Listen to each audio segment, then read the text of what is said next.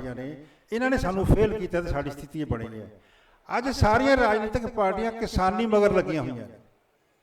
किसानी नूं किसान किते नाराज ना हो जाए, उस किसानी ने वोटां सेव करने वास्ते उहनां दे लई गल कर रहे हैं। पर सवाल यह है कि ये जिहड़ी किसानी का भविख की है, साडे पंजाब का भविख की है। सो मैं इत्थे तुहानूं बेनती करांगा छोटी, इस तो बाद मैं अपनी गल खत्म कर देंगा। मेरी बेनती है कि इसलिए दो धारावां बन गई ने इस संघर्ष दियां। एक किसानी संघर्ष है, एक नौजवानों का संघर्ष है। सिख नौजवान या दूसरे जिहड़े सारे नौजवानी है पंजाब की, वो इस नूं संघर्ष दे विच कुद पई है। जो हालात बने ने, बेरोजगारी है, नशा है, बाहर जाना है, वो सारी स्थिति को सामने रखते हुए नौजवान अपने भविख बारे चिंतित है। सो एक तो मेरी बेनती है सर सुखजीत सिंह उद्योगरी ते होर सारे जिहड़े परमपाल सिंह जी बेनती करना कि जेकर संघर्ष लम्मा जाता है तो तुहाडे कोल की प्लान है, तुहाडे कोल की रोड मैप है, की योजना है।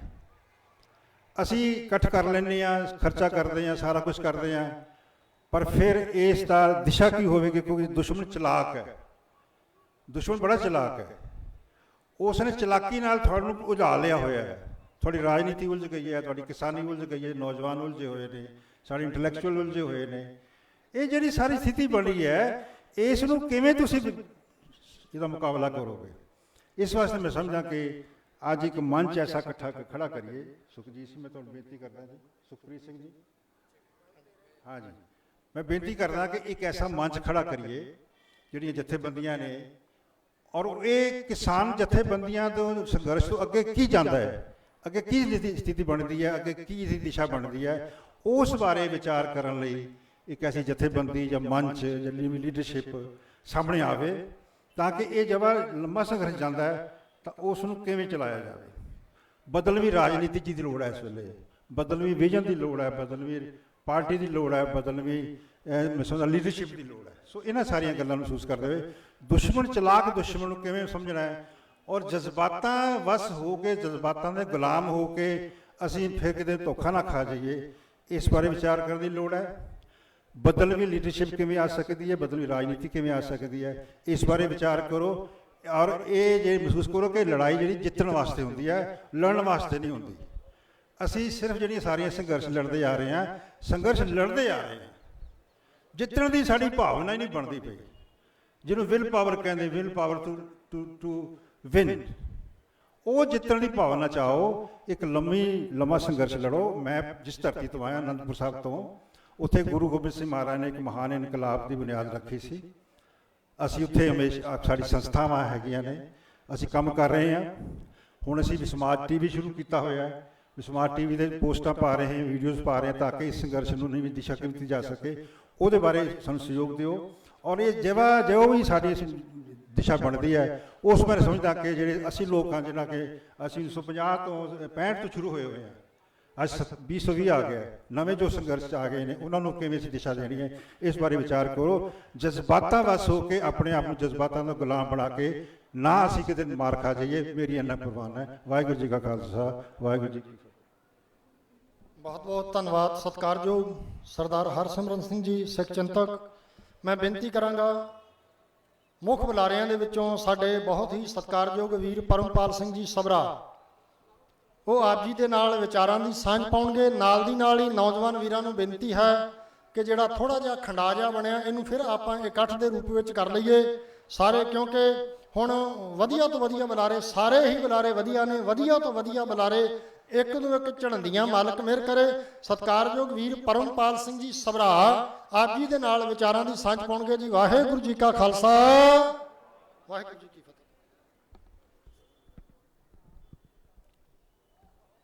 विश्व की इकलौती आस धन साहिब श्री गुरु ग्रंथ साहिब सच्चे पातशाह जी की रहमत के नाल पंजाब दा शहरी किसान दे नाल इस नारे दे हेठ इकट्ठे होए सारे ही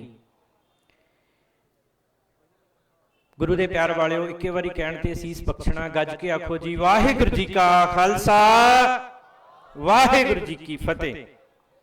मेरी एक अर्ज है, एक बारी लक सीधा जा करके ਇਸ ਗੱਲ ਦਾ ਸਬੂਤ ਦਈਏ। ਤੁਸੀਂ ਬੜੇ ਲੰਬੇ ਸਮੇਂ ਤੋਂ ਬੈਠੇ ਆ, ਪਰ ਗੱਲਾਂ ਵੀ ਬਹੁਤ ਜ਼ਰੂਰੀ ਨੇ।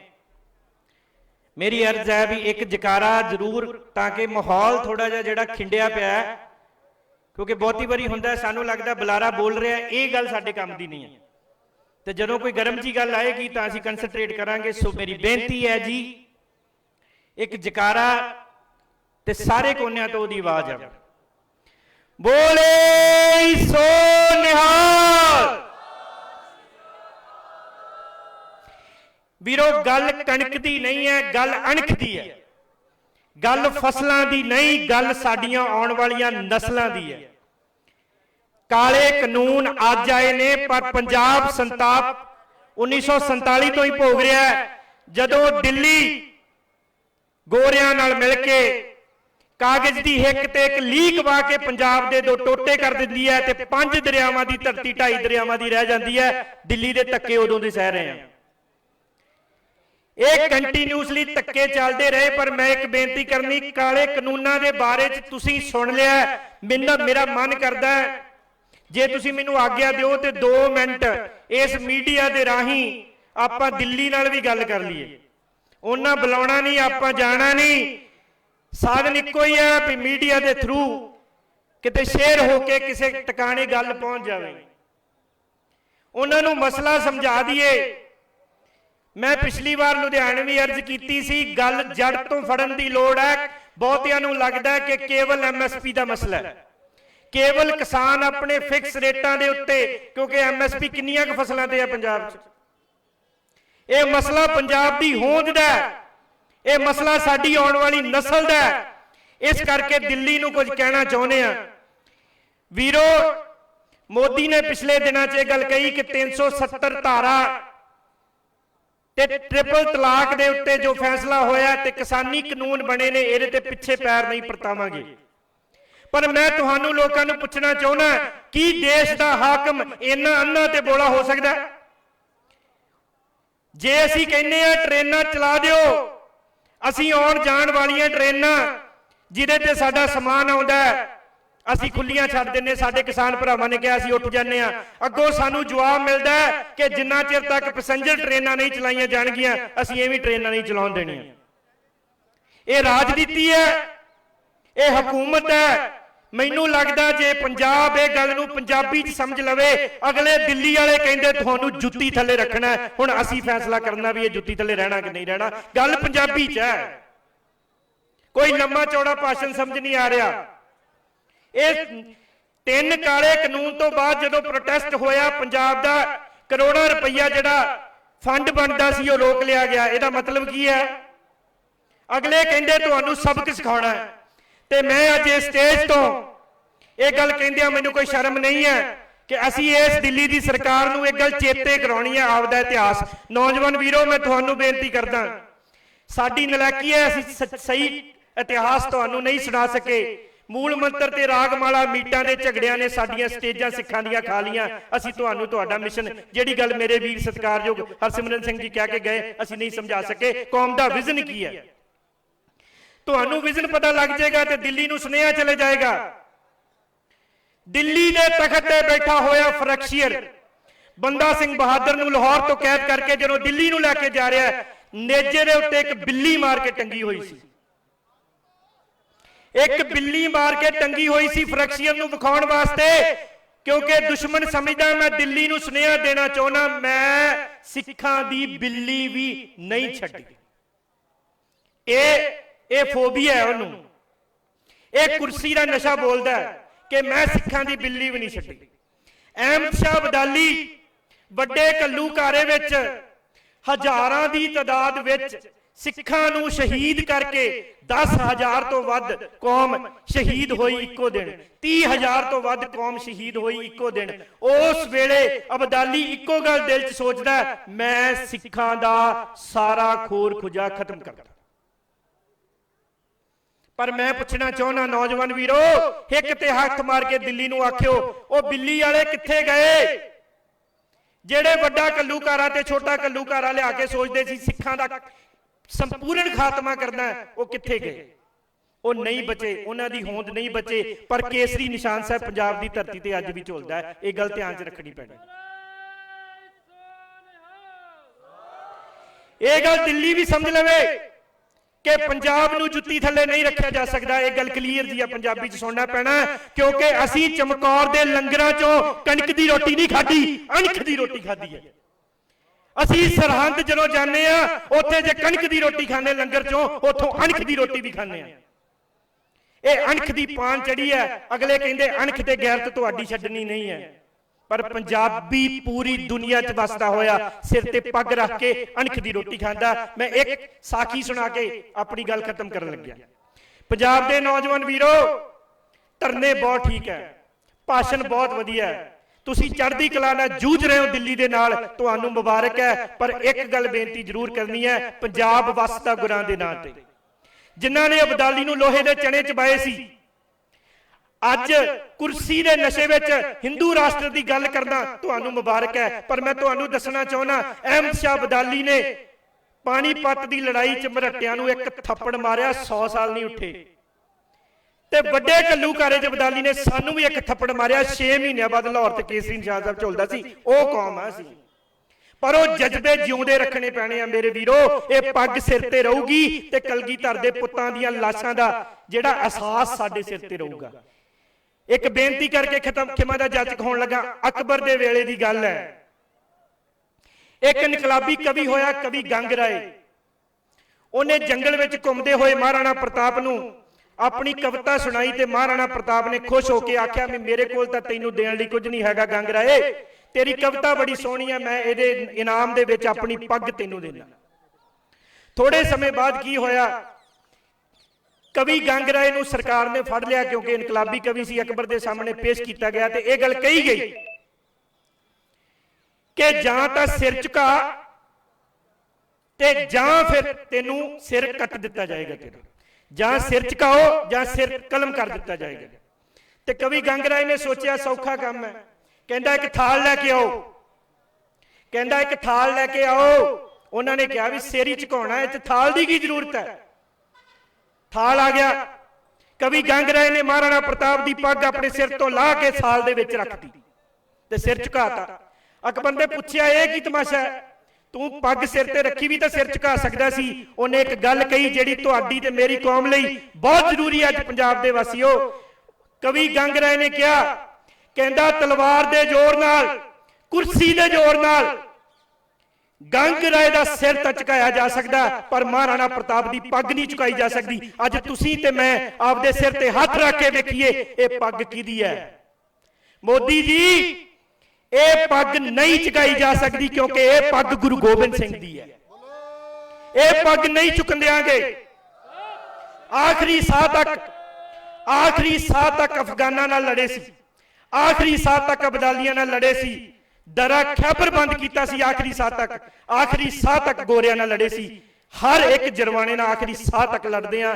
ਪਰ ਨੌਜਵਾਨ ਵੀਰੋ, ਖੰਡੇ ਬਾਟੇ ਦੀ ਪੌਹਲ ਦੇ ਵਿੱਚੋਂ ਇੱਕ ਸ਼ਕਤੀ ਮਿਲਣੀ ਹੈ, ਗੁਰੂ ਗ੍ਰੰਥ ਸਾਹਿਬ ਦੇ ਸਿਧਾਂਤ ਦੇ ਵਿੱਚੋਂ ਇੱਕ ਸ਼ਕਤੀ ਮਿਲਣੀ ਹੈ, ਜਿਨੀ ਤੁਹਾਨੂੰ ਜਿਹੜੇ ਮੇਰੇ ਵਿਦਵਾਨ ਵੀਰਾਂ ਨੇ, ਰਾਜਪੁਰਾ ਸਾਹਿਬ ਨੇ ਜਾਂ ਹਰਸਿਮਰਨ ਸਿੰਘ ਜੀ ਹੋਰਾਂ ਨੇ ਕਿਹਾ ਸੀ ਨਾ ਸੰਘਰਸ਼ ਲੰਮਾ ਹੈ। ਉਹ ਭਰਾਵੋ, ਜੇ ਸੰਘਰਸ਼ ਲੰਮਾ ਲੜਨਾ ਹੈ ਤੇ ਪੱਗ ਸਿਰ ਤੇ ਰੱਖਣੀ ਪੈਣੀ ਹੈ। ਸਾਡੇ ਸ਼ਹੀਦਾਂ ਦਾ ਅਹਿਸਾਸ ਜਿਨ੍ਹਾਂ ਨੇ ਲਹੂ ਡੋਲਿਆ ਇਸ ਧਰਤੀ ਬਦਲੇ, ਉਹ ਸਿਰ ਤੇ ਰੱਖ ਕੇ ਲੜਾਈ ਲੜਨੀ ਪੈਣੀ ਹੈ। ਮੈਂ ਝੋਲੀ ਅੱਡ ਕੇ ਮੰਗ ਕਰਾਂਗਾ, ਦਿੱਲੀ ਨੂੰ ਪੱਗ ਚੁੱਭਦੀ ਹੈ, ਹੁਣ ਤੁਸੀਂ ਸੋਚ ਲਓ ਸਿਰਾਂ ਤੇ ਪੱਗ ਰੱਖਣੀ ਹੈ ਕਿ ਨਹੀਂ ਰੱਖਣੀ।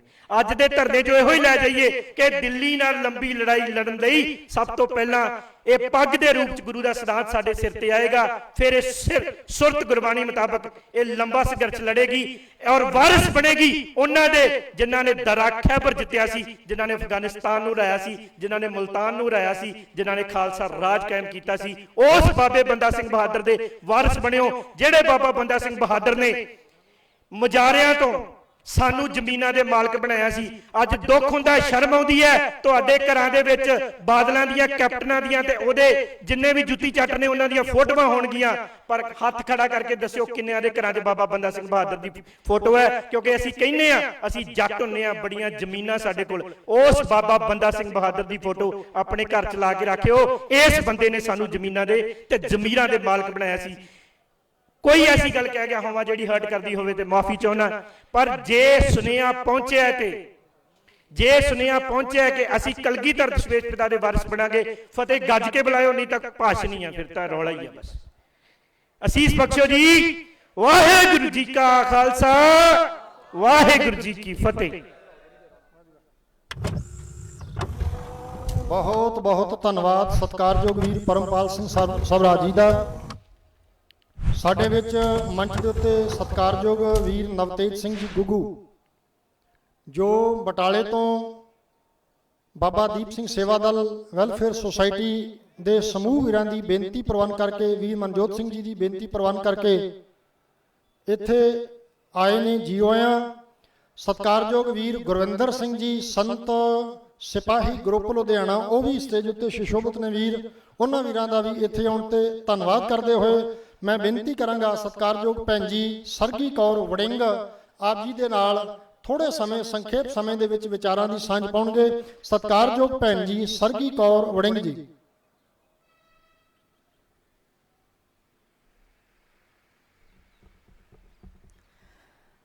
ਵਾਹਿਗੁਰੂ ਜੀ ਕਾ ਖਾਲਸਾ, ਸ਼੍ਰੀ ਵਾਹਿਗੁਰੂ ਜੀ ਕੀ ਫਤਿਹ। ਆਪਾਂ ਸਾਰੇ ਅੱਜ ਇੱਥੇ ਇਕੱਠੇ ਹੋਏ ਆ, ਬਹੁਤ ਖੁਸ਼ੀ ਦੀ ਗੱਲ ਆ ਕਿ ਜਿਹੜਾ ਸੰਘਰਸ਼ ਸ਼ੁਰੂ ਹੋਇਆ ਕਿਸਾਨ ਮੋਰਚੇ ਦਾ ਨਾਮ ਜਿਹਨੂੰ ਦਿੱਤਾ ਗਿਆ ਆ, ਕਿ ਹਰ ਵਰਗ, ਹਰ ਸ਼੍ਰੇਣੀ, ਹਰ ਜਾਤ ਤੇ ਹਰ ਧਰਮ ਦਾ ਬੰਦਾ ਅੱਜ ਜੁੜਿਆ ਹੋਇਆ, ਜੋ ਕਿ ਸਾਡੀ ਲਗਭਗ ਜਿੱਤ ਵੱਲ ਨੂੰ ਜਾਂਦੀ ਜਿਹੜੀ ਮੰਜ਼ਿਲ ਹੈਗੀ ਆ ਉਹਦਾ ਸੰਕੇਤ ਆ। ਪਰ ਜੇ ਅਸੀਂ ਕਿਸੇ ਵੀ ਸੰਘਰਸ਼ ਦੇ ਵਿੱਚ ਜਾਣਾ ਆ ਤਾਂ ਸਾਡੇ ਕੋਲ ਆਪਣਾ ਇੱਕ ਵਿਚਾਰ ਹੋਣਾ ਚਾਹੀਦਾ, ਠੀਕ ਆ। ਉਹ ਵਿਚਾਰ ਦੇ ਲਈ ਸਾਨੂੰ ਕਿਤਾਬਾਂ ਪੜ੍ਹਨੀਆਂ, ਸਾਡੇ ਕੋਲ ਨੌਲੇਜ ਹੋਣੀ ਬਹੁਤ ਜ਼ਿਆਦਾ ਜ਼ਰੂਰੀ ਆ, ਜਿਹਦੀ ਸਾਡੇ ਕੋਲੇ ਬਹੁਤ ਜ਼ਿਆਦਾ ਘਾਟ ਆ। ਕਿਉਂਕਿ ਸਾਡੇ ਕੋਲ ਮਹਿੰਗੀਆਂ ਚੀਜ਼ਾਂ, ਮਹਿੰਗੀਆਂ ਗੱਡੀਆਂ, ਮਹਿੰਗੇ ਕੱਪੜੇ ਹੈਗੇ ਆ, ਪਰ ਸਾਡੇ ਕੋਲ ਮਹਿੰਗੀ ਸੋਚ ਨਹੀਂ ਹੈਗੀ। ਮੈਂ ਮਾਫੀ ਮੰਗ ਕੇ ਇਹ ਗੱਲ ਕਹਿਣੀ ਆ, ਜੋ ਕਿ ਬਹੁਤ ਅਫਸੋਸ ਵਾਲੀ ਗੱਲ ਆ। ਇਹ ਅੱਜ ਤੋਂ ਨਹੀਂ ਸ਼ੁਰੂ ਹੋਇਆ। ਮੈਂ ਹਮੇਸ਼ਾ ਕਹਿੰਦੀ ਹੁੰਦੀ ਆ, ਜਿਵੇਂ ਵੀਰ ਜੀ ਨੇ ਕਿਹਾ ਸੀ ਨਾ, ਇੱਕ ਕਹਾਵਤ, ਭੰਡਾ ਭੰਡਾਰੀਆ ਕਿਤਨਾ ਕੁ ਪਾਰ, ਇੱਕ ਮੁੱਠੀ ਚੱਕ ਲੈ ਦੂਜੀ ਤਿਆਰ। ਇਹ ਮੁੱਠੀ ਦਰ ਮੁੱਠੀ ਸਾਡੇ ਸਿਰ ਦੇ ਉੱਤੇ ਪੈਂਦਾ ਗਿਆ। ਸਾਨੂੰ ਕਦੇ ਕਿਹਾ ਜੀ ਮੁਲਕ ਵੰਡ ਲਓ, ਤੁਹਾਨੂੰ ਰਿਆਸਤਾਂ ਦੇ ਦਾਂਗੇ। ਸਾਡੀਆਂ ਤਾਂ ਪਹਿਲਾਂ ਹੀ ਰਿਆਸਤਾਂ ਸੀ, ਜਿਹੜੀਆਂ ਸਾਡੇ ਤੋਂ ਕੁਝ ਸਾਡੀਆਂ ਗਲਤੀਆਂ ਕਰਕੇ, ਕੁਝ ਸਿਆਸਤਾਂ ਦੇ ਕਰਕੇ ਸਾਡੇ ਤੋਂ ਚਲੀਆਂ ਗਈਆਂ। ਫਿਰ ਸਾਡੇ ਕੋਲ 84 ਵਾਲਾ ਆਇਆ, ਸਾਡੇ ਕੋਲੋਂ ਸਾਰਾ ਪੀੜ੍ਹੀ ਦਰ ਪੀੜ੍ਹੀ ਸਾਡਾ ਜਾਂਦਾ ਗਿਆ, ਹੌਲੀ ਹੌਲੀ ਜਾਂਦਾ ਗਿਆ, ਪਰ ਸਾਨੂੰ ਹੋਸ਼ ਨਹੀਂ ਆਈ। ਸਾਡੇ ਕੋਲੋਂ ਇੱਕ ਇੱਕ ਚੀਜ਼ ਗਈ। ਅੱਜ ਅੰਤ ਨੂੰ ਸਾਡੇ ਕੋਲੋਂ ਸਾਡੀਆਂ ਜ਼ਮੀਨਾਂ ਜਾ ਰਹੀਆਂ ਨੇ, ਜਿਹਦੇ ਤੋਂ ਅਸੀਂ ਰੋਟੀ ਖਾਂਦੇ ਆ। ਅਸੀਂ ਜੱਟ ਹੁੰਨੇ ਆ, ਅਸੀਂ ਜ਼ਿਮੀਂਦਾਰ ਹੁੰਨੇ ਆ। ਅਸੀਂ ਕਾਹਦੇ ਸਿਰ ਤੇ ਜ਼ਿਮੀਂਦਾਰ ਹੁੰਨੇ ਆ? ਜੇ ਸਾਡੇ ਕੋਲ ਜ਼ਮੀਨਾਂ ਨੇ। ਸਾਡੇ ਕੋਲ ਜ਼ਮੀਨਾਂ ਨਾ ਰਹੀਆਂ, ਸਾਡਾ ਮੁੱਖ ਕਿੱਤਾ ਨਾ ਰਿਹਾ, ਫਿਰ ਅਸੀਂ ਕਾਹਦੇ ਸਿਰ ਤੇ ਸਰਦਾਰੀਆਂ ਕਰਾਂਗੇ? ਅੱਜ ਜਿਹੜੇ ਮੋਰਚੇ ਦੇ ਵਿੱਚ ਜਾਂ ਜਿਹੜੇ ਸੰਘਰਸ਼ ਦੇ ਵਿੱਚ ਸ਼ਾਮਲ ਹੋਣ ਅਸੀਂ ਆਏ ਆ, ਸਾਡੇ ਇੱਥੇ ਬੀਬੀਆਂ ਨਹੀਂ ਦਿਖ ਰਹੀਆਂ, ਕਿਉਂਕਿ ਅਸੀਂ ਜ਼ਿੰਮੇਵਾਰੀ ਨਹੀਂ ਸਮਝਦੇ। ਸਾਨੂੰ ਲੱਗਦਾ ਇਹ ਸਾਡਾ ਕੰਮ ਨਹੀਂ, ਇਹ ਤਾਂ ਕਿਸੇ ਹੋਰ ਦਾ ਆ। ਅਸੀਂ ਦੇਖੋ ਦੇਖ ਆ ਜਾਂਦੇ ਆ, ਪਰ ਵਿਚਾਰ ਕਰਕੇ ਨਹੀਂ ਆਉਂਦੇ। ਵਿਚਾਰ ਕਰਨਾ ਬਹੁਤ ਜ਼ਰੂਰੀ ਆ ਵੀ ਹੋ ਕੀ ਰਿਹਾ ਆ, ਇਹ ਕਿੱਥੋਂ ਗੱਲਾਂ ਸ਼ੁਰੂ ਹੋਈਆਂ ਸੀ ਤੇ ਕਿੱਥੇ ਪਹੁੰਚ ਗਈਆਂ ਨੇ। ਜੇ ਸਾਡੇ ਕੋਲ ਅੱਜ ਸਾਡੇ ਹੱਕ ਨਹੀਂ ਹੋਣਗੇ, ਅਸੀਂ ਆਪਣੇ ਵਿਚਾਰ ਨਹੀਂ ਦੇ ਸਕਦੇ, ਆਪਣੀਆਂ ਮੰਗਾਂ ਨਹੀਂ ਮੰਗ ਸਕਦੇ, ਫਿਰ ਅਸੀਂ ਕਰ ਕੀ ਰਹੇ ਹਾਂ ਇਸ ਦੁਨੀਆ ਦੇ ਉੱਤੇ? ਸਾਡੇ ਹੱਥਾਂ ਦੇ ਵਿੱਚ ਮੋਬਾਈਲ ਨੇ, ਅਸੀਂ ਨਹੀਂ ਕਿਤਾਬਾਂ ਪੜ੍ਹ ਸਕਦੇ, ਮੰਨਿਆ ਗੱਲ, ਪਰ ਮੋਬਾਈਲ ਦੇ ਉੱਤੇ, ਗੂਗਲ ਦੇ ਉੱਤੇ ਸਰਚ ਕਰ ਕਰਕੇ ਦੇਖੋ ਜੋ ਅੱਜ ਸਾਡੇ ਨਾਲ ਹੋ ਰਿਹਾ ਅਸਲ 'ਚ ਹੈ ਕੀ ਹੈ ਤੇ ਸ਼ੁਰੂ ਕਿੱਥੋਂ ਹੋਇਆ ਸੀ। ਕਦੇ ਕਿਸੇ ਨੇ ਨਹੀਂ ਸੋਚਿਆ। ਪਰ ਕੋਈ ਗੱਲ ਨਹੀਂ, ਗਲਤੀਆਂ ਹੋ ਜਾਂਦੀਆਂ ਨੇ। ਜਦੋਂ ਜਾਗੋ ਉਦੋਂ ਹੀ ਸਵੇਰਾ। ਅੱਜ ਪੜ੍ਹਨਾ ਸ਼ੁਰੂ ਕਰ ਦਿਓ, ਅੱਜ ਜਾਣਨਾ ਸ਼ੁਰੂ ਕਰ ਦਿਓ ਕਿ ਅਸੀਂ ਕਿੱਥੋਂ ਸ਼ੁਰੂ ਹੋਏ ਸੀ ਤੇ ਕਿੱਥੇ ਆਣ ਕੇ ਖਲੋ ਗਏ ਆ। ਠੀਕ ਆ। ਸੋ ਮੇਰੀ ਇੱਕੋ ਬੇਨਤੀ ਆ, ਜਿੰਨੀ ਮੇਰੀ ਸਮਝ ਬੂਝ ਆ, ਕਿ ਜਿੰਨਾ ਟਾਈਮ ਸਾਨੂੰ ਇਹ ਨਹੀਂ ਪਤਾ ਲੱਗਦਾ ਕਿ ਸਾਡਾ ਯਥਾਰਥ ਕੀ ਆ, ਸਾਡਾ ਅਸਤਿਤਵ ਕੀ ਆ, ਅਸੀਂ ਕੀ ਆ, ਸਾਨੂੰ ਕੀ ਕਰਨਾ ਚਾਹੀਦਾ, ਉਹਨਾਂ ਟਾਈਮ ਅਸੀਂ ਕੁਝ ਵੀ ਨਹੀਂ ਕਰ ਸਕਦੇ। ਜੇ ਅਸੀਂ ਇੱਕ ਆਪਣੀ ਸਟਰੋਂਗ ਆਈਡੈਂਟੀਟੀ ਬਣਾਉਣੀ ਆ, ਚਾਹੇ ਅਸੀਂ ਸਿੱਖ ਹਾਂ, ਚਾਹੇ ਅਸੀਂ ਮੁਸਲਮਾਨ ਹਾਂ, ਚਾਹੇ ਅਸੀਂ ਹਿੰਦੂ ਹਾਂ, ਸਾਨੂੰ ਸਭ ਤੋਂ ਪਹਿਲਾਂ ਇਹ ਪਤਾ ਹੋਣਾ ਚਾਹੀਦਾ ਕਿ ਅਸੀਂ ਇਨਸਾਨ ਹਾਂ। ਇਨਸਾਨ ਹੋਣ ਦੇ ਨਾਤੇ ਸਾਡੀ ਆਪਣੀ ਆਪਣੀ ਇੱਕ ਸਮਝ ਤੇ ਵਿਚਾਰਧਾਰਾ ਹੋਣੀ ਚਾਹੀਦੀ ਆ। ਉਹ ਸਿਰਫ ਤੇ ਸਿਰਫ ਤਾਂ ਹੀ ਹੋ ਸਕਦੀ ਆ ਜੇ ਚੰਗੇ ਵਿਚਾਰ ਸੁਣਾਂਗੇ ਤੇ ਚੰਗੇ ਪੜਾਂਗੇ। ਸਾਡੇ ਹੱਥ ਦੇ ਵਿੱਚ ਕਿਤਾਬਾਂ, ਮੋਬਾਈਲ ਜ਼ਰੂਰ ਹੋਣੇ ਚਾਹੀਦੇ ਆ ਕਿਉਂਕਿ ਇੱਕ ਵਿਚਾਰ ਆ ਜਿਹੜਾ ਉਹੀ ਸਾਨੂੰ ਜਿਤਾ ਸਕਦਾ, ਅਦਰਵਾਈਜ਼ ਗੋਲੀਆਂ ਚਲਾ ਲਓ, ਇਹ ਕਰ ਲਓ, ਉਹ ਕਰ ਲਓ, ਉਹਦੇ ਨਾਲ ਕੁਝ ਹਾਸਲ ਨਹੀਂ ਹੁੰਦਾ, ਬਰਬਾਦੀ ਹੁੰਦੀ ਆ, ਜਿੱਥੇ ਅਸੀਂ ਅੱਜ ਆ ਕੇ ਪਹੁੰਚ ਗਏ ਆ।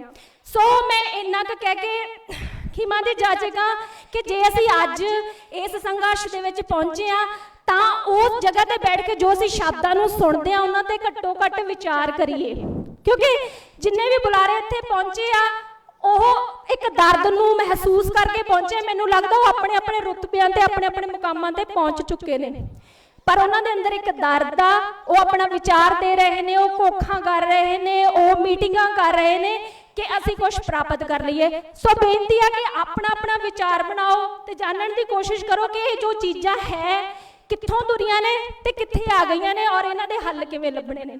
ਵਾਹਿਗੁਰੂ ਜੀ ਕਾ ਖਾਲਸਾ, ਸ਼੍ਰੀ ਵਾਹਿਗੁਰੂ ਜੀ ਕੀ ਫਤਿਹ। ਬਹੁਤ ਬਹੁਤ ਧੰਨਵਾਦ ਸਤਿਕਾਰਯੋਗ ਭੈਣ ਜੀ ਸਰਗੀ ਕੌਰ ਵੜਿੰਗ ਜੀ ਦਾ। ਨਾਲ ਦੀ ਨਾਲ ਬੇਨਤੀ ਕਰਾਂਗਾ ਜੀ ਵੀਰ ਨਵਤੇਜ ਸਿੰਘ ਜੀ ਗੁੱਗੂ ਜੋ ਬਟਾਲੇ ਤੋਂ ਬਾਬਾ ਦੀਪ ਸਿੰਘ ਸੇਵਾ ਦਲ ਵੈਲਫੇਅਰ ਸੁਸਾਇਟੀ ਗੜਦੀਵਾਲਾ, ਵੀਰ ਮਨਜੋਤ ਸਿੰਘ ਜੀ, ਵੀਰ ਪਰਸ਼ੋਤਮ ਸਿੰਘ ਜੀ, ਸਾਰੇ ਵੀਰਾਂ ਦੀ, ਸਾਰੀਆਂ ਕਿਸਾਨ ਜਥੇਬੰਦੀਆਂ ਦੀ ਬੇਨਤੀ ਪ੍ਰਵਾਨ ਕਰਕੇ ਇੱਥੇ ਆਏ ਆ। ਉਹਨਾਂ ਨੂੰ ਬੇਨਤੀ ਕਰਦਾ ਜੀ ਕਿ ਆਪ ਜੀ ਸੰਗਤਾਂ ਦੇ ਨਾਲ ਕੁਝ ਸਮਾਂ ਸੰਖੇਪ ਜਿਹਾ ਸਮਾਂ ਵਿਚਾਰਾਂ ਦੀ ਸਾਂਝ ਪਾਉਣਗੇ। ਵੀਰ ਨਵਤੇਜ ਸਿੰਘ ਗੁੱਗੂ ਜਿਨ੍ਹਾਂ ਬਾਰੇ ਆਪ ਜੀ ਸਾਰੇ ਜਾਣਦੇ ਹੋ, ਜਿਨ੍ਹਾਂ ਨੇ ਜਿਹੜਾ ਨਿਹੰਗ ਸਿੰਘ ਨਿਹੰਗ ਸਿੰਘਾਂ ਦੇ ਲਿਬਾਸ ਵਿੱਚ ਜਿਹੜਾ ਇੱਕ ਸਰਕਾਰੀ ਕੈਟ ਦੁਸ਼ਕਰਮ ਕਰਨ ਵਾਲੇ ਨੂੰ ਸੋਧਾ ਲਾਇਆ, ਉਹ ਵੀਰ ਨਵਤੇਜ ਸਿੰਘ ਗੁੱਗੂ ਆਪ ਜੀ ਦੇ ਨਾਲ ਵਿਚਾਰਾਂ ਦੀ ਸਾਂਝ ਪਾਉਣਗੇ। ਵਾਹਿਗੁਰੂ ਜੀ ਕਾ ਖਾਲਸਾ,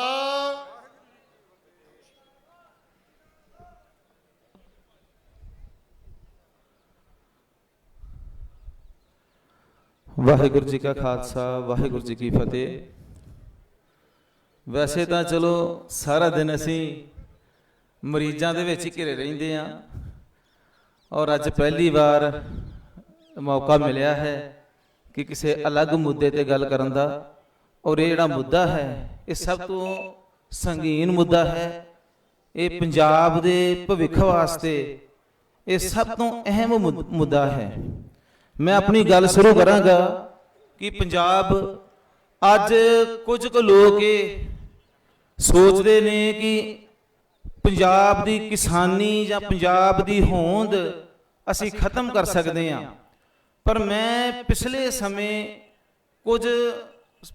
ਸਮੇਂ ਤੱਕ ਖੜਾਂਗਾ ਔਰ ਦੱਸਾਂਗਾ ਕਿ ਪੰਜਾਬੀਅਤ ਅਸਲ 'ਚ ਹੈ ਕੀ ਸੀ। ਲਾਹੌਰ ਵਾਲਾ ਕਿਲਾ ਕਦੇ ਸਾਡਾ ਅਖਵਾਉਂਦਾ ਸੀ। ਲਾਹੌਰ ਵਾਲਾ ਕਿਲਾ ਕਦੇ ਸਾਡਾ ਅਖਵਾਉਂਦਾ ਸੀ। ਫਰੰਗੀ ਸਮਰਾਜ ਸਿਰ ਸਾਡੇ ਪੈਰਾਂ 'ਚ ਨਵਾਉਂਦਾ ਸੀ। ਫਰੰਗੀ ਸਮਰਾਜ ਸਿਰ ਸਾਡੇ ਪੈਰਾਂ 'ਚ ਨਵਾਉਂਦਾ ਸੀ। ਉਹ ਫਰੰਗੀ ਸਮਰਾਜ ਜਿਹਦਾ ਪੂਰੀ ਦੁਨੀਆ ਤੇ ਉਸ ਟਾਈਮ ਰਾਜ ਸੀਗਾ, ਪਰ ਉਹ ਵੀ ਸਾਡੇ ਮਹਾਰਾਜਾ ਰਣਜੀਤ ਸਿੰਘ ਦੇ ਪੈਰਾਂ 'ਚ ਆਪਣਾ ਸਿਰ ਨੁਕਾਉਂਦਾ ਸੀ। ਅਫਗਾਨੀ ਮੁਗਲਾਂ ਤੋਂ ਅਸੀਂ ਕੱਢੇ ਸਾਰੇ ਵੈਰ ਹੋਏ। ਜਦੋਂ ਛੋਟੇ ਮਾਸੂਮ ਸਾਹਿਬਜ਼ਾਦਿਆਂ ਨੂੰ ਦੀਵਾਰ ਵਿੱਚ ਚਿਣਾ ਦਿੱਤਾ ਗਿਆ ਸੀ ਤੇ ਬਾਬਾ ਬੰਦਾ ਸਿੰਘ ਬਹਾਦਰ ਜੀ ਨੇ ਕਿਵੇਂ ਬਦਲਾ ਲਿਆ ਸੀ ਅਸੀਂ ਸਭ ਜਾਣਦੇ ਹਾਂ।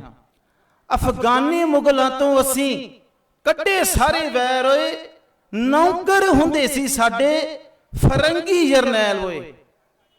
ਨੌਕਰ ਹੁੰਦੇ ਸੀ ਸਾਡੇ ਫਰੰਗੀ ਜਰਨੈਲ ਹੋਏ।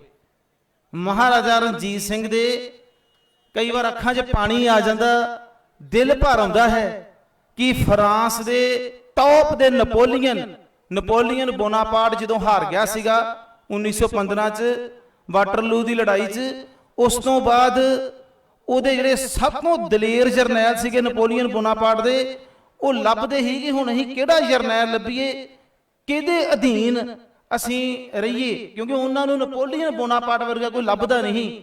ਉਹ 4 ਜਾਣੇ ਲਾਹੌਰ ਆਏ ਔਰ ਮਹਾਰਾਜਾ ਰਣਜੀਤ ਸਿੰਘ ਦੀ ਫੌਜ ਵਿੱਚ ਸ਼ਾਮਲ ਹੋਏ। ਉਹਨਾਂ ਚੋਂ ਇੱਕ ਜਦੋਂ ਦਰਬਾਰ ਸੱਜਦਾ ਸੀ ਲਾਹੌਰ ਦਾ, ਇੱਕ ਫਰਾਂਸ ਦਾ ਜਿਹੜਾ ਜਰਨੈਲ ਸੀ ਮਹਾਰਾਜਾ ਰਣਜੀਤ ਸਿੰਘ ਦੇ ਸੱਜੇ ਬੰਨੇ ਖਲੋਂਦਾ ਸੀ। ਸੋ ਇਸ ਕਰਕੇ ਇਹ ਉਹ ਸਿੱਖ ਕੌਮ ਆ, ਇਹ ਉਹ ਪੰਜਾਬ ਆ ਜਿਹਨੂੰ ਪੂਰੀ ਦੁਨੀਆ ਦੇ ਵਿੱਚ ਬੋਲਬਾਲਾ ਸੀਗਾ। ਫਰਾਂਸ ਇੰਗਲੈਂਡ ਦੇ ਜਿਹੜੇ ਦਰਬਾਰ ਹੁੰਦੇ ਸਨ, ਰਾਜੇ ਹੁੰਦੇ ਸਨ ਕਿੰਗ ਉਸ ਟਾਈਮ ਦੇ, ਉਹ ਵੀ ਮਹਾਰਾਜਾ ਰਣਜੀਤ ਸਿੰਘ ਨੂੰ ਚਿੱਠੀਆਂ ਭੇਜਦੇ ਹੁੰਦੇ ਸੀ ਕਿ ਮਤਲਬ ਅਸੀਂ ਤੁਹਾਡੇ ਨਾਲ ਮੇਲ ਜੋਲ ਰੱਖਣਾ ਹੈ, ਅਸੀਂ ਉਸ ਇਤਿਹਾਸ ਦੇ ਵਾਰਿਸ ਹਾਂ, ਉਸ ਇਤਿਹਾਸ ਦੇ ਵਾਰਿਸ। ਔਰ ਅਗਰ ਅੱਜ ਕੋਈ ਕਵੇ, ਕੋਈ ਦੁਖੀ ਤਕੀ ਆ ਕੇ ਕਵੇ ਕਿ ਇਹਨਾਂ ਨੂੰ ਦਬਾ ਲਾਂਗੇ ਜਾਂ ਇਹਨਾਂ ਨੂੰ ਝੁਕਾ ਲਾਂਗੇ, ਪਰ ਉਹ ਕਦੇ ਵੀ ਸੁਪਨੇ ਵਿੱਚ ਨਹੀਂ ਸੋਚ ਸਕਦੇ। ਜੇ ਆਪਾਂ ਗੱਲ ਹੁਣ ਦੀ ਕਰਦੇ ਆਂ, ਹੁਣ ਦੀ ਗੱਲ ਕਰੀਏ ਆਉਣ ਵਾਲੇ ਸਮੇਂ ਦੀ, ਤਾਂ ਸ਼ਹੀਦੇ ਆਜਮ ਭਗਤ ਸਿੰਘ, ਊਧਮ ਸਿੰਘ, ਰਾਜਗੁਰੂ, ਇਹਨਾਂ ਦੀਆਂ ਸ਼ਹਾਦਤਾਂ ਨਾਲ ਉਸ ਤੋਂ ਬਾਅਦ ਸਾਨੂੰ ਆਜ਼ਾਦੀ ਮਿਲੀ। ਜੇਕਰ ਅਸੀਂ ਅੱਜ ਦੀ ਗੱਲ ਕਰੀਏ, ਸਭ ਤੋਂ ਵੱਧ ਜਿਹੜੀਆਂ ਕੁਰਬਾਨੀਆਂ ਅੰਗਰੇਜ਼ਾਂ ਦੇ ਨਾਲ ਅਸੀਂ ਸ਼ਹਾਦਤਾਂ ਦਿੱਤੀਆਂ। ਔਰ ਮੈਂ ਇਹੀ ਗੱਲ ਕਰ ਰਿਹਾ ਹਾਂ, ਚਲੋ ਖੈਰ ਇਹ ਸਰਕਾਰਾਂ ਦਾ ਇਹ ਥੋੜਾ ਬਹੁਤ ਚੱਲਦਾ ਤਾਂ ਰਹਿੰਦਾ ਹੈ, ਪਰ ਇਸ ਵਾਰ ਮੈਂ ਦੇਖ ਰਿਹਾ ਹਾਂ ਕਿ ਬਿਲਕੁਲ ਹੀ ਇੱਕ ਪੰਜਾਬੀਅਤ ਨੂੰ ਇਹਨਾਂ ਨੇ ਪੂਰੀ ਤਰ੍ਹਾਂ ਇਸ ਟਾਈਮ ਕੁਚਲਣ ਦਾ ਵਿਉਂਤਬੰਦੀ ਕੱਸੀ ਹੋਈ ਹੈ।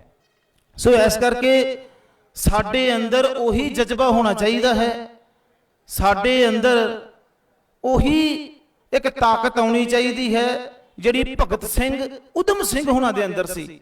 ਮੈਂ ਹੈਰਾਨ ਹਾਂ ਕਿ ਅਸੀਂ ਊਧਮ ਸਿੰਘ ਹੋਣਾ ਦੇ ਵਾਰਿਸ ਹਾਂ, ਸਾਨੂੰ ਇਹ ਕਿੱਦਾਂ ਦਬਾ ਲੈਣਗੇ, ਸਾਡੀਆਂ ਜ਼ਮੀਨਾਂ ਕਿੱਦਾਂ ਹਥਿਆ ਲੈਣਗੇ। ਜਿਸ ਛੋਟੇ ਜਿਹੇ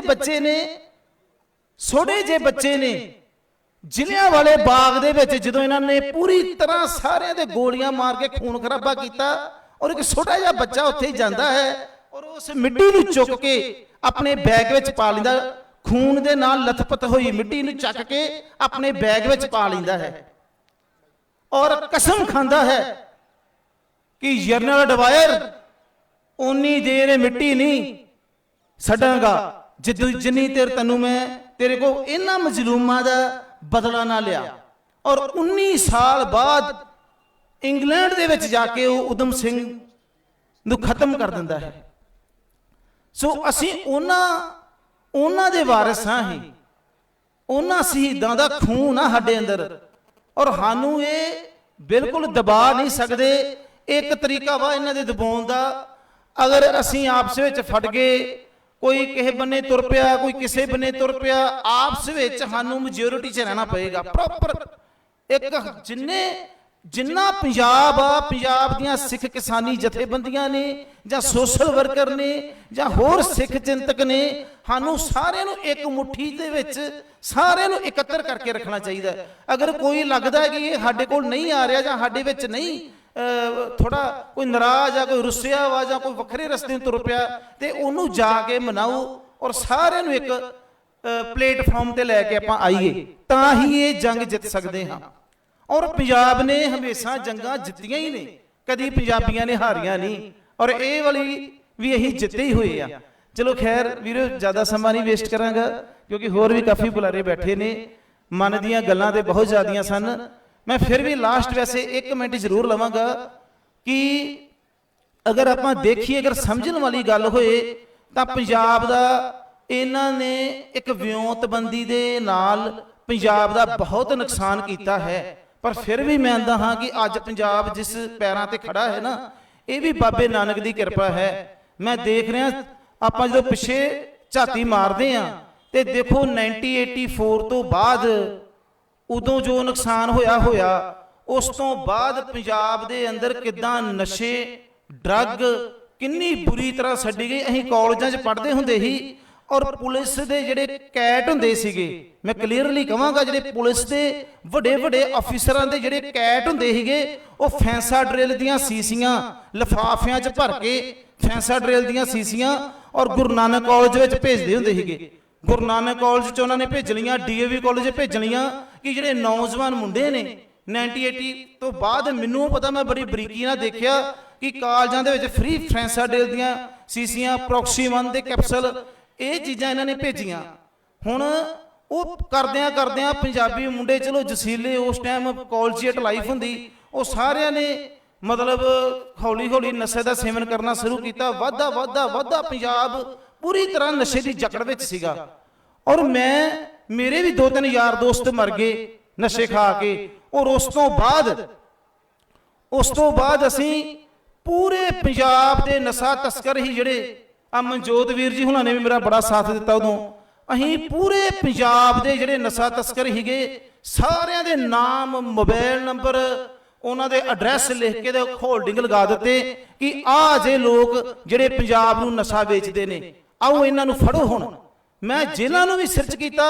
ਜੇਲ੍ਹਾਂ ਦੇ ਵਿੱਚ ਵੀ ਜਿੰਨੇ ਤਸਕਰ ਸੀਗੇ ਜਿਹੜੇ ਅੰਦਰ ਜੇਲ੍ਹਾਂ ਦੇ ਅੰਦਰ ਸਮਾਨ ਵੇਚਦੇ ਸੀ, ਜਾਂ ਕੋਈ ਡਿਪਟੀ ਸੀਗੇ, ਕੋਈ ਹੌਲਦਾਰ ਸੀਗੇ, ਕੋਈ ਵਾਰਡ ਇੰਚਾਰਜ ਸੀਗੇ, ਸਾਰਿਆਂ ਦੇ ਨਾਮ ਲਿਖ ਕੇ ਕਿ ਐਸ ਜੇਲ੍ਹ ਦੀ ਐਸ ਚੱਕੀ ਦੇ ਵਿੱਚ, ਐਸ ਬੈਰਕ ਦੇ ਵਿੱਚ ਆਹ ਮੁਲਾਜ਼ਮ, ਆਹ ਡਿਪਟੀ ਦੀ ਸਹਿਮਤੀ ਦੇ ਨਾਲ ਆ ਨਸ਼ਾ ਜਿਹੜਾ ਹੈ ਵਿਕ ਰਿਹਾ। ਪੂਰੇ ਪੰਜਾਬ 'ਚ ਹੋਲਡਿੰਗ ਲਗਾ ਦਿੱਤੇ ਸੀਗੇ, ਪੂਰੇ ਪੰਜਾਬ ਦੇ ਤਸਕਰਾਂ ਦੇ ਨਾਂ ਲਿਖ ਦਿੱਤੇ ਸੀਗੇ। ਔਰ ਉਸ ਤੋਂ ਬਾਅਦ ਕਈ ਲੋਕ ਕਹਿੰਦੇ ਸੀ ਵੀ ਇਹ ਗੁੱਗੂ ਨੂੰ ਹੁਣ ਮਤਲਬ ਵੱਧ ਤੋਂ ਵੱਧ 5-7 ਦਿਨ ਹੀ ਆ, ਇਹਨੂੰ ਸ਼ੂਟ ਕਰ ਦੇਣਾ ਕਿਸੇ ਨਾ ਕਿਸੇ। ਪਰ ਚਲੋ ਪ੍ਰਮਾਤਮਾ ਬਾਬੇ ਨਾਨਕ ਦੀ ਬੜੀ ਕਿਰਪਾ ਰਹੀ ਆ। ਪਰ ਮੈਂ ਇਹ ਗੱਲ ਤਾਂ ਦੱਸ ਰਿਹਾ ਵਾਂ, ਇੱਥੇ ਕੋਈ ਮੈਂ ਆਪਣੀ ਗੱਲ ਨਹੀਂ ਕਰ ਰਿਹਾ ਕਿ ਮੈਂ ਕੀਤਾ। ਮੇਰੇ ਕਹਿਣ ਦਾ ਮਤਲਬ ਇਹ ਹੈ ਕਿ ਇੰਨਾ ਜ਼ਿਆਦਾ ਦੁੱਖ ਲੱਗਦਾ ਹੀ, ਇੰਨਾ ਵੱਡਾ ਮੈਂ ਰਿਸਕ ਲੈ ਲਿਆ। ਨਹੀਂ ਤੇ ਜਿੰਨੇ ਲੋਕਾਂ ਦੇ ਮੈਂ ਨਾਂ ਲਿਖੇ ਸੀ ਤਸਕਰਾਂ ਦੇ, ਉਹ ਸਾਰੇ ਚੋਟੀ ਦੇ ਬਦਮਾਸ਼ ਵੀ ਸੀਗੇ। ਪਰ ਇੰਨਾ ਵੱਡਾ ਰਿਸਕ ਲੈ ਲਿਆ ਵੀ ਕਿਸੇ ਨਾ ਕਿਸੇ ਤਰੀਕੇ ਸ਼ਾਇਦ ਪੰਜਾਬ ਦੇ ਵਿੱਚੋਂ ਨਸ਼ਾ ਖਤਮ ਹੋ ਜੇ, ਪਰ ਹੋਇਆ ਨਹੀਂ। ਇਹਨਾਂ ਨੇ ਜਿਨ੍ਹਾਂ ਦੇ ਮੈਂ ਨਾਂ ਲਿਖੇ ਸੀ, ਪੁਲਿਸ ਨੇ ਉਹਨਾਂ ਨੂੰ ਫੜਿਆ, ਉਹਨਾਂ ਨੂੰ ਚੱਕਿਆ, ਥਾਣੇ ਆਂਦਾ, 2-2, 3-3 ਲੱਖ ਰੁਪਈਆ ਲਿਆ ਤੇ ਘਰਾਂ 'ਚ ਛੱਡ ਦਿੱਤਾ। ਇਹ ਹਾਲਾਤ ਨੇ, ਇਹ ਹਾਲਾਤ ਆ। ਚਲੋ ਖੈਰ, ਉਸ ਤੋਂ ਬਾਅਦ ਚਲੋ ਵਾਹਿਗੁਰੂ ਦੀ ਕਿਰਪਾ ਨਾਲ ਚਲੋ ਲਾਸਟ ਮੈਂ ਵਿਚਾਰਾਂ ਨੂੰ ਸਮਾਪਤ ਕਰਦਾ ਹਾਂ। ਮੈਂ ਹੀ ਕਹਿੰਦਾ ਹਾਂ ਕਿ ਸਾਡੇ ਅੰਦਰ ਜਜ਼ਬਾ ਹੈ, ਅਗਰ ਪੂਰੇ ਪੰਜਾਬ ਦੇ ਤਸਕਰਾਂ ਦੇ ਨਾਂ ਲਿਖ ਸਕਦੇ ਹਾਂ ਜਾਂ ਹੋਰ ਏਡੇ ਵੱਡੇ ਰਿਸਕ ਲੈ ਸਕਦੇ ਹਾਂ, ਤਾਂ ਸਾਨੂੰ ਝੁਕਾ ਨਹੀਂ ਸਕਦੇ। ਇਹਨਾਂ ਨਾਲ ਹੀ ਬਿਲਕੁਲ ਝਕਾਂਗੇ ਨਹੀਂ। ਪਰ ਇੱਕ ਮੁੱਠ, ਇੱਕ ਪਲੇਟਫਾਰਮ, ਇੱਕ ਮੁੱਠ 'ਚ ਰਹਿਣ ਦੀ ਜ਼ਰੂਰਤ ਆ ਸਾਨੂੰ, ਔਰ ਇੱਕ ਪਲੇਟਫਾਰਮ ਤੇ ਰਹੀਏ। ਅਗਰ ਅਸੀਂ ਇੱਕ ਪਲੇਟਫਾਰਮ ਤੇ ਰਵਾਂਗੇ, ਇੱਕ ਮੁੱਠ ਰਵਾਂਗੇ, ਤੇ ਅਸੀਂ ਪੰਜਾਬ ਦਾ ਫਿਊਚਰ ਵੀ ਚੇਂਜ ਕਰ ਸਕਦੇ ਹਾਂ। ਚੰਗੇ ਲੋਕਾਂ ਨੂੰ ਅਸੀਂ ਅੱਗੇ ਵੀ ਲੈ ਕੇ ਆ ਸਕਦੇ ਹਾਂ, ਇਹਦੇ 'ਚ ਕੋਈ ਸ਼ੱਕ ਨਹੀਂ। ਚੰਗੇ ਲੋਕਾਂ ਨੂੰ ਵੀ ਅਸੀਂ ਅੱਗੇ ਲੈ ਕੇ ਆ ਸਕਦੇ ਹਾਂ। ਜਿਹੜੇ ਚੰਗੇ ਲੋਕ ਪੋਲਿਟਿਕਸ ਦੇ ਵਿੱਚ ਵੀ, ਜਿਹੜੇ ਚੰਗੇ ਇਮਾਨਦਾਰ ਲੋਕ, ਉਹਨਾਂ ਨੂੰ ਵੀ ਅਸੀਂ ਅੱਗੇ ਲੈ ਕੇ ਆ ਸਕਦੇ ਹਾਂ। ਸੋ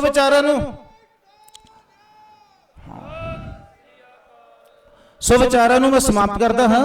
ਔਰ ਲਾਸਟ ਮੈਂ ਇੱਕ ਗੱਲ ਕਹਾਂਗਾ ਕਿ ਬਟਾਲਾ ਵਿਖੇ ਸਾਰੇ ਵੀਰ ਇਹ ਗੱਲ ਨੂੰ ਨੋਟ ਕਰ ਲੈਣ ਕਿ ਬਟਾਲਾ ਵਿਖੇ ਨਵਤੇਜ ਹਿਊਮੈਨਿਟੀ ਹਸਪੀਟਲ ਆ, ਪੰਜਾਬ ਦਾ ਸਭ ਤੋਂ ਬੈਸਟ ਚੈਰੀਟੇਬਲ ਹਸਪੀਟਲ ਆ, 300 ਬੈੱਡ ਦਾ। ਉੱਥੇ ਹੀ ਇਲਾਜ ਬਿਲਕੁਲ ਫ੍ਰੀ ਕਰਦੇ ਆ। ਮੈਂ ਤਾਂ ਬੋਲ ਰਿਹਾ ਕਿ ਕਈ ਵਾਰ ਕਿਸੇ ਨੂੰ ਪਤਾ ਨਹੀਂ ਹੁੰਦਾ ਤੇ ਕਈ ਗਰੀਬ ਲੋਕ ਹੁੰਦੇ ਨੇ, ਆਪਣਾ ਇਲਾਜ ਨਹੀਂ ਕਰਵਾ ਸਕਦੇ। ਤੁਸੀਂ ਉੱਥੇ ਆ ਕੇ ਆਪਣਾ ਇਲਾਜ ਲੈ ਸਕਦੇ ਹੋ। ਕਿਸੇ ਵੀ ਤਰ੍ਹਾਂ ਦੀ ਬਿਮਾਰੀ ਹੋਏ, ਤੁਸੀਂ ਬਟਾਲਾ, ਜਿਸ ਸ਼ਹਿਰ ਦੇ ਵਿੱਚ ਬਾਬੇ ਨਾਨਕ ਦਾ ਵਿਆਹ ਹੋਇਆ ਹੈ, ਬਟਾਲਾ ਗੁਰਦਾਸਪੁਰ ਜ਼ਿਲ੍ਹਾ, ਤੁਸੀਂ ਉੱਥੇ ਆ ਕੇ ਆਪਣਾ ਇਲਾਜ ਕਰਵਾ ਸਕਦੇ ਹੋ। ਕਿਸੇ ਵੀ ਤਰ੍ਹਾਂ ਦੀ ਬਿਮਾਰੀ ਹੋਏ। ਇਹ ਮੈਂ ਤਾਂ ਕਹਿ ਰਿਹਾ ਕਿ ਮਤਲਬ ਕਈ ਵਾਰ ਕੋਈ ਲੋਕ ਬਿਮਾਰ ਹੁੰਦੇ ਨੇ, ਉਹਨਾਂ ਨੂੰ ਪਤਾ ਨਹੀਂ ਹੁੰਦਾ। ਨਾਲ ਹੀ ਵਿਚਾਰਾਂ ਨੂੰ ਸਮਾਪਤ ਕਰਦਾ ਹਾਂ। ਵਾਹਿਗੁਰੂ ਜੀ ਕਾ ਖਾਲਸਾ, ਵਾਹਿਗੁਰੂ ਜੀ ਕੀ ਫਤਿਹ। ਬਹੁਤ ਬਹੁਤ ਧੰਨਵਾਦ ਸਤਿਕਾਰਯੋਗ ਵੀਰ ਨਵਤੇਜ ਸਿੰਘ ਜੀ ਗੁੱਗੂ, ਜਿਨ੍ਹਾਂ ਨੇ ਕੀਮਤੀ ਵਿਚਾਰਾਂ ਦੀ ਸਾਂਝ ਆਪ ਜੀ ਨਾਲ ਪਾਈ। ਮੈਂ ਬੇਨਤੀ ਕਰਾਂਗਾ ਸਤਿਕਾਰਯੋਗ ਭੈਣ ਜੀ ਹਰਸ਼ਲੀਨ ਕੌਰ ਜੀ, ਜਿਹੜੇ ਆਪ ਜੀ ਦੇ ਨਾਲ ਕਿਸਾਨੀ ਮੁੱਦੇ ਦੇ ਉੱਤੇ ਅਜੋਕੇ ਸਮੇਂ ਦੇ ਸੰਬੰਧ ਵਿੱਚ ਵਿਚਾਰਾਂ ਦੀ ਸਾਂਝ ਪਾਉਣਗੇ। ਸਤਿਕਾਰਯੋਗ ਭੈਣ ਜੀ ਹਰਸ਼ਲੀਨ ਕੌਰ ਜੀ।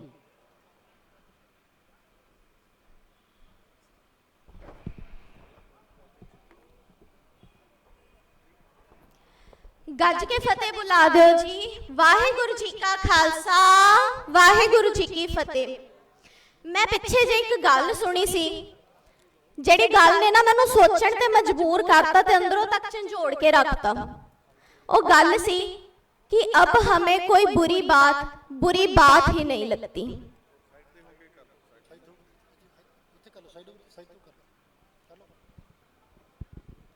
अब हमें कोई बुरी बात ही नहीं लगती। सोच के देखना जी एक बारी, कितनी बार ऐसा हो रहा है कि पंजाब ते किन्ने सालों तो वारी तरह दे अटैक किए जा रहे हैं। कदी साडी भाषा ते अटैक किया जा रहा है, कदी गुरु ग्रंथ साहिब जी की बेअदबी आप देख लीए, ਕਦੇ ਸਾਨੂੰ ਪਾਣੀਆਂ ਦੇ ਮੁੱਦੇ ਤੇ ਝੰਜੋੜਿਆ ਜਾ ਰਿਹਾ ਹੈ। ਤਾਂ ਜਿਹੜੇ ਵਾਰੀ-ਵਾਰੀ ਅਟੈਕ ਹੋ ਰਿਹਾ ਨਾ, ਆਪਾਂ ਸੋਚ ਕੇ ਦੇਖੀਏ ਕਿ ਸਾਨੂੰ ਕਿੰਨਾ ਕੁ ਬੁਰਾ ਲੱਗਦਾ ਇਹਨਾਂ ਚੀਜ਼ਾਂ ਦਾ। ਮੈਂ ਸਪੈਸ਼ਲੀ ਅੱਜ ਆਪਾਂ ਸ਼ਹਿਰੀਆਂ ਦੇ ਨਾਮ ਤੇ ਇੱਥੇ ਇਕੱਠ ਕੀਤਾ ਤੇ ਮੈਂ ਸ਼ਹਿਰੀਆਂ ਨੂੰ ਇਹ ਗੱਲ ਕਹਿਣਾ ਚਾਹਾਂਗੀ ਕਿ ਸ਼ਹਿਰੀਆਂ ਵਿੱਚ ਨਾ ਇਹ ਚੀਜ਼ ਦੇਖੀ ਜਾਂਦੀ ਹੈ ਕਿ ਸਾਨੂੰ ਨਾ ਜਲਦੀ ਕੋਈ ਚੀਜ਼ ਬੁਰੀ ਨਹੀਂ ਲੱਗਦੀ, ਸਾਨੂੰ ਬੁਰਾ ਲੱਗਣਾ ਬੰਦ ਹੋ ਗਿਆ ਹੈ ਤੇ ਸਾਨੂੰ ਆਪਣੀਆਂ ਲਾਈਫ ਵਿੱਚੋਂ, ਆਪਣੀਆਂ ਰੋਜ਼ਮर्रा ਦੀਆਂ ਜ਼ਿੰਦਗੀਆਂ ਵਿੱਚੋਂ ਨਾ ਟਾਈਮ ਕੱਢਣਾ ਬੜਾ ਔਖਾ ਲੱਗਦਾ ਹੈ।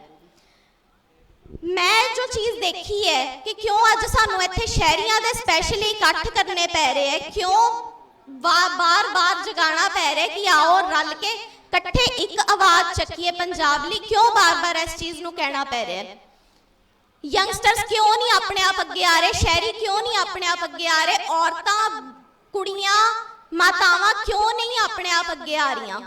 ਮੈਨੂੰ ਜੋ ਚੀਜ਼ ਇੰਨੇ ਦਿਨਾਂ ਦੇ ਵਿੱਚ ਸਮਝ ਆਈ, ਬੜੇ ਸੌਖੇ ਜਿਹੇ ਲਫ਼ਜ਼ਾਂ ਦੇ ਵਿੱਚ ਸਿਰਫ 1 ਮਿੰਟ ਲੈ ਕੇ ਮੈਂ ਤੁਹਾਡੇ ਸਾਰਿਆਂ ਨਾਲ ਸ਼ੇਅਰ ਕਰਨਾ ਚਾਹਾਂਗੀ ਕਿ ਮੈਂ ਜਿਸ ਚੀਜ਼ ਨੂੰ ਸਮਝਦੇ ਹੋਏ ਅੱਜ ਇੱਥੇ ਆ ਕੇ ਖੜੀ ਹੋਈ ਹਾਂ।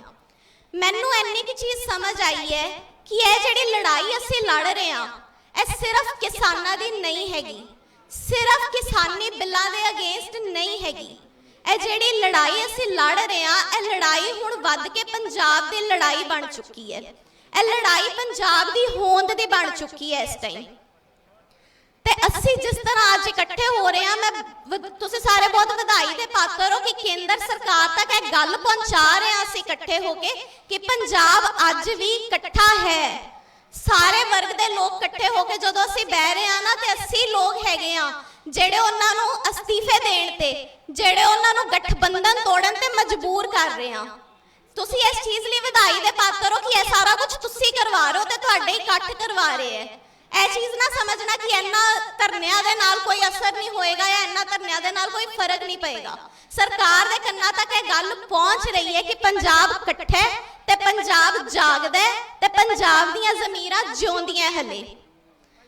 ਇਸ ਚੀਜ਼ ਨੂੰ ਸਮਝ ਕੇ ਦੇਖਣਾ, ਮੈਨੂੰ ਜਿਹੜੀ ਚੀਜ਼ ਸਮਝ ਦੇ ਵਿੱਚ ਆਈ ਕਿ ਕਿਉਂ ਇਸ ਟਾਈਮ ਮੈਨੂੰ ਆਪਾਂ ਪੰਜਾਬ ਦੀ ਹੋਂਦ ਦੀ ਗੱਲ ਕਹਿ ਰਹੇ ਹਾਂ, ਕਿਉਂਕਿ ਸਿਰਫ ਕਿਸਾਨੀ ਦਾ ਮੁੱਦਾ ਨਹੀਂ ਹੈਗਾ।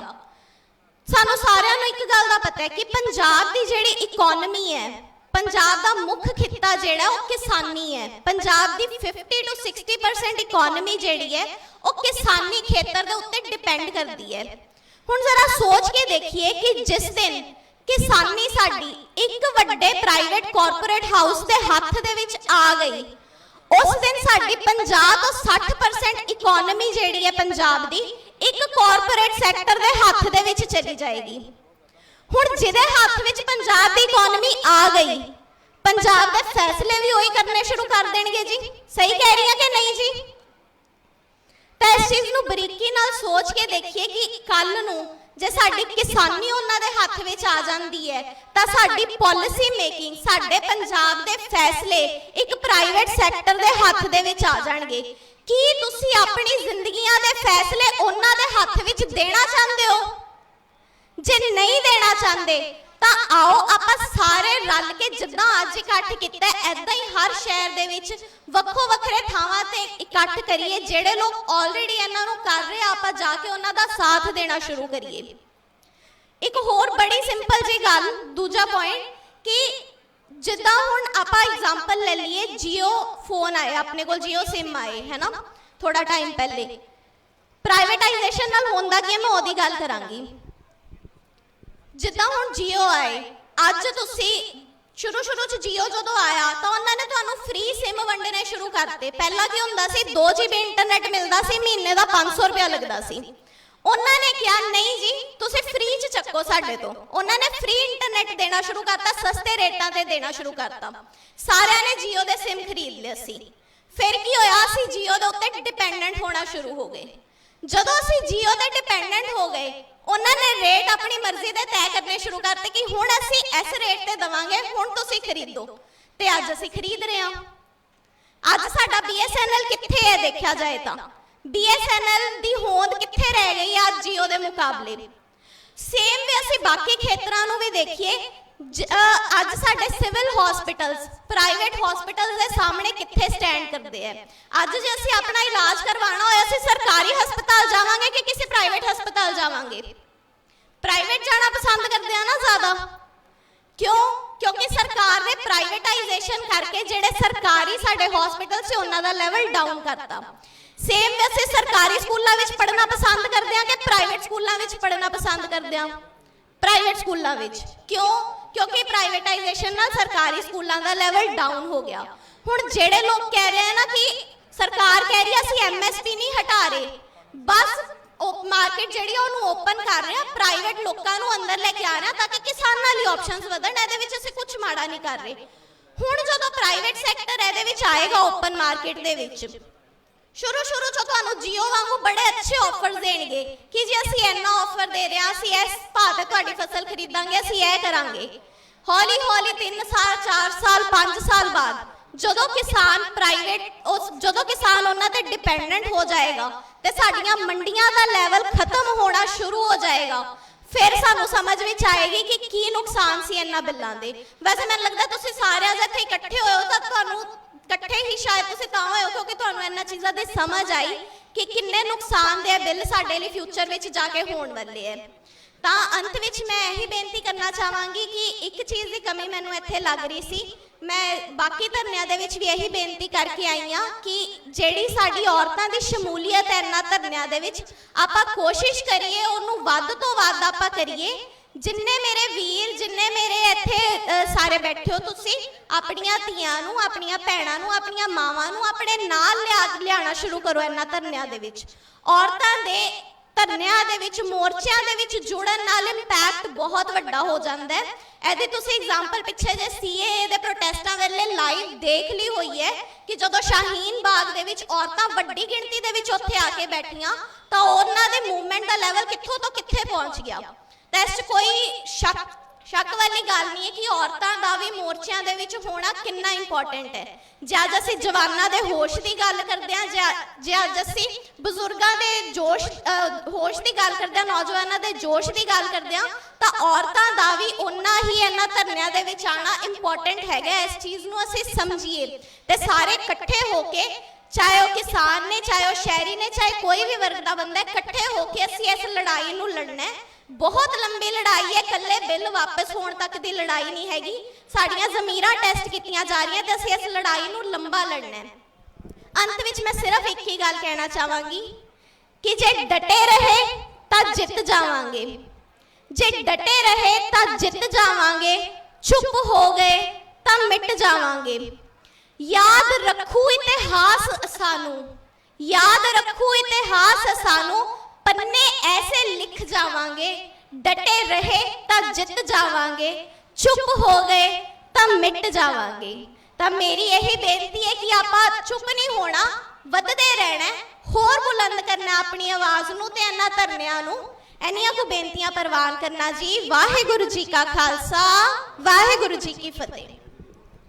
ਵਾਹਿਗੁਰੂ ਜੀ ਕਾ ਖਾਲਸਾ, ਵਾਹਿਗੁਰੂ ਜੀ ਕੀ ਫਤਿਹ। ਸਾਰੇ ਵੀਰ ਇੱਕ ਵਾਰੀ ਫਿਰ ਬੋਲਿਓ ਜੀ, ਵਾਹਿਗੁਰੂ ਜੀ ਕਾ ਖਾਲਸਾ, ਵਾਹਿਗੁਰੂ ਜੀ ਕੀ ਫਤਿਹ।